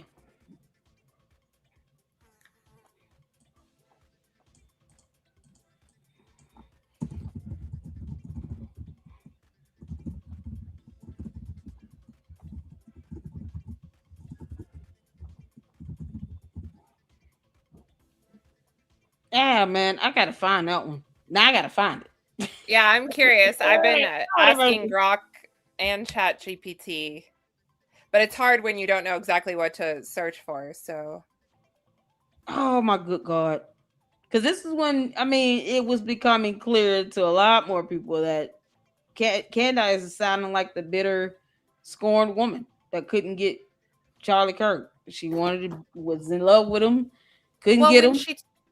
When she talks, and she's spoken about it at least twice on her show, 2 separate occasions, when she talks about when ERIKA first saw Charlie, not when she first met him, and he was at an Israeli airport and he was with Candace, and Candace gets very upset that ERIKA, I guess, told this story of first seeing her future husband and left out Candace. And twice she has made a point of mentioning that. And I personally, I don't know if she was in love with him, but boy, if she was not in love with him, she sure makes it sound like it a lot. Because if I were on a work trip with a man and he ended up marrying a woman who saw him in the airport, and then she went on to like not include the fact that Natalie was there, it wouldn't faze me unless I had, some feelings for this man. And she has done that twice. Right. In the context of this pseudo investigation. And so it speaks of like, if it wasn't unrequited love, there's some kind of like envy there seems to be, because why do you have so much bad blood with this woman if you were not in love with his husband or her husband? Excuse me. It's beyond understanding. Yeah. It comes down to her being jealous and envious. And you gotta imagine like this, not only did she marry him, he lost his life. So he's not here to defend himself. And you're bringing up girlfriends he had before he even got married. And then you're trying to say their marriage wasn't real. And then you go out here and talk about how, well, no one would have allowed him to marry me. That would have been bad for his image and all this other stuff. I'm telling you, there's an article on that. And then you got, you got her out here making it seem like she's, part of some cover up, conspiracy to have her own husband assassinated. For what? For what? Why now? Here's the thing. Why now? Why last year? Why not after? Okay, we had 5 kids and 2 more companies we built. What in the world would make you think like I'm just gonna randomly have him taken out on September 10th, 2025? She claims none of this stuff makes sense. It does not make sense, but she claims it's because of that private text message that she leaked. So Charlie, 48 hours before he was assassinated, sent that private text. And I guess Israel, who ERIKA's working for, was like, we got to kill him right away. We're not going to negotiate with him or even try to blackmail him. Even if you go with the idea Israel did it, which is absurd on its face. They decide within 48 hours to kill Charlie in broad daylight in front of everybody. They don't kill him privately. They do it in front of everyone because he said, he like might leave the pro-Israel cause. It's like a level of insanity and evil that you cannot even like reckon with, but it's because they hate Israel so much that they're just like trying to twist things. It's really crazy, the idea that Charlie would be the first and also the only one that Israel's like, yeah, he's got to go. It's Charlie Kirk of all people. It's got to be him and not anybody else who's ardently anti-Israel. Does not make sense at all. And actually, Charlie had been talking, questioning the government of Israel since October 7th of 2023. So if it were a big touchy subject to Israel, I guess he would have been long gone because it had been 2 years of that. He was not a staunch, like aggressive person against Israel by any means, but he did ask questions. So if that was enough, I think they would have already done away with him. It doesn't make sense. And yeah, ERIKA would have gone farther. I mean, God bless ERIKA. I don't mean anything bad by this. She would have gone farther with Charlie than she's going to go without him. So if we're going with this idea that she is some like maniacal woman who was just using Charlie, why wouldn't she keep using him? Because everybody agrees he probably would have been the president, right? So it's like, you're going to go farther as his wife than as his widow, unfortunately, or, you know, it's just the way that it is. So yeah, that's what I'm saying. It's like, why not? Okay, why not have 2 more kids and open up 2 more companies? And then, you know, if he's going to be president, let's wait to become president. And then, you know, it's so stupid. That's why Candace, you can't take her seriously. But that's what makes it so ridiculously dangerous as well. It's like you're painting her to be this monster where you want people to get this angst and hatred and have this vitriol against her, hoping it would incite them to do something bad to her. Because you're trying to make it seem as if he was just out here defenseless. No one supported him. Forget his parents. You know, he had no one in his life that was real. He had 2 kids. So are they fake as well? I mean, these are 2 toddlers. No one had his back. They just left him out there, you know, to the wolves. What do you mean? How? In what way? Who are they? This is all the nonsense. And yet it's still somehow her so-called cultist base want you to believe that they cared about Charlie Kirk. They never liked him to begin with. Most of her supporters and her cult members now could never stand Charlie Kirk or TPUSA. They never liked him at all, period. They felt like what happened to him, she's got more people that will go out and pee on his grave supporting her than people who actually genuinely cared for Charlie Kirk. That's what we are now. That's how her audience base has shifted. Most of her Candace's supporters, the candy asses, will go out and try to pee on Charlie Kirk's grave. Because that's got to be the only reason why they want to know where he's buried. Otherwise, who wants to know stuff like that? Who wants to know where some person is deceased and buried? No one asks stuff like that. You can't make this stuff up.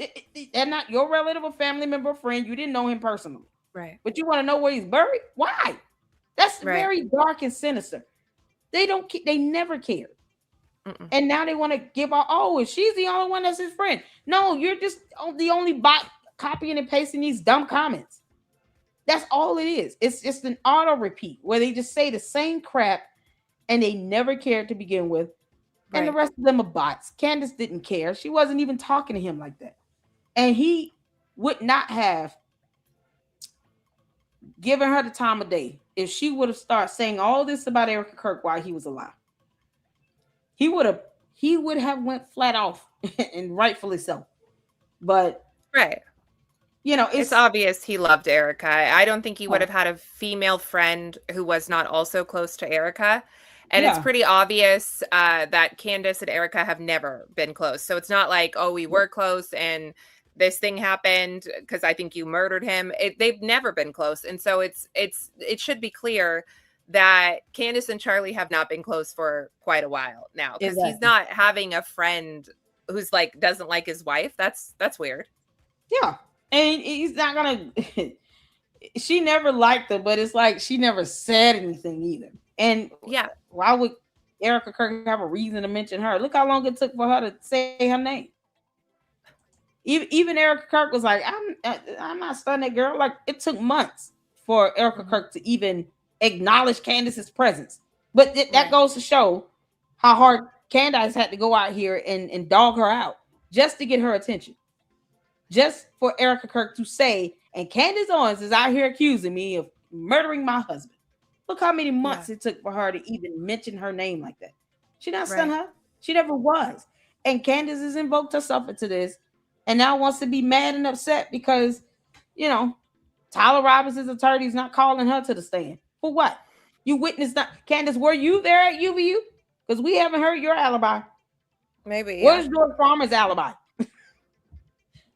Child boo. She wants to be out there so bad. Oh, okay, cool. It might not be in the way you expected, Candace, because you know you would have to give up your alibi. You're going to have to tell everybody where you were then, if that's the case. And George. He could blend in. I won't put that past him. Man, listen. We've been at this for 4 hours, y'all. I know. You have fun? I had a good time. Me too. I had a good time. Me too. This is awesome. So thank you. Thank y'all. We gotta bring it to a close, you all. Because I promised my son I would watch X-Men 97. X-Men 97. I'm a Marvel fan. So I appreciate all of you all for tuning in. If anybody can find that article for me and send it to me, I will be looking for it, and we'll talk about it tomorrow. Oh, thank you, CR. It just emailed it. Thank you so much. We're gonna talk about that tomorrow. Oh, nice. That article is rich. We went over I'd be that. curious about that. That's a little psycho. Oh yeah. So but I appreciate all of you all. Thank y'all so much. Thank you, Natalie, for joining us here in the LLC. I had a great time. You guys go and make sure you support her. We gotta do this again. So you guys have a great evening. Have a great evening, Natalie. Y'all get some time in with your family, friends, and everybody. Make sure you guys tune in. We got more content to come tomorrow, and look out for the announcements as well. Thank y'all so much. Hit the like button and hype it up. The videos on the way out. And until the next one, Lady Luck Club and Natalie are out. Deuces. Bye-bye.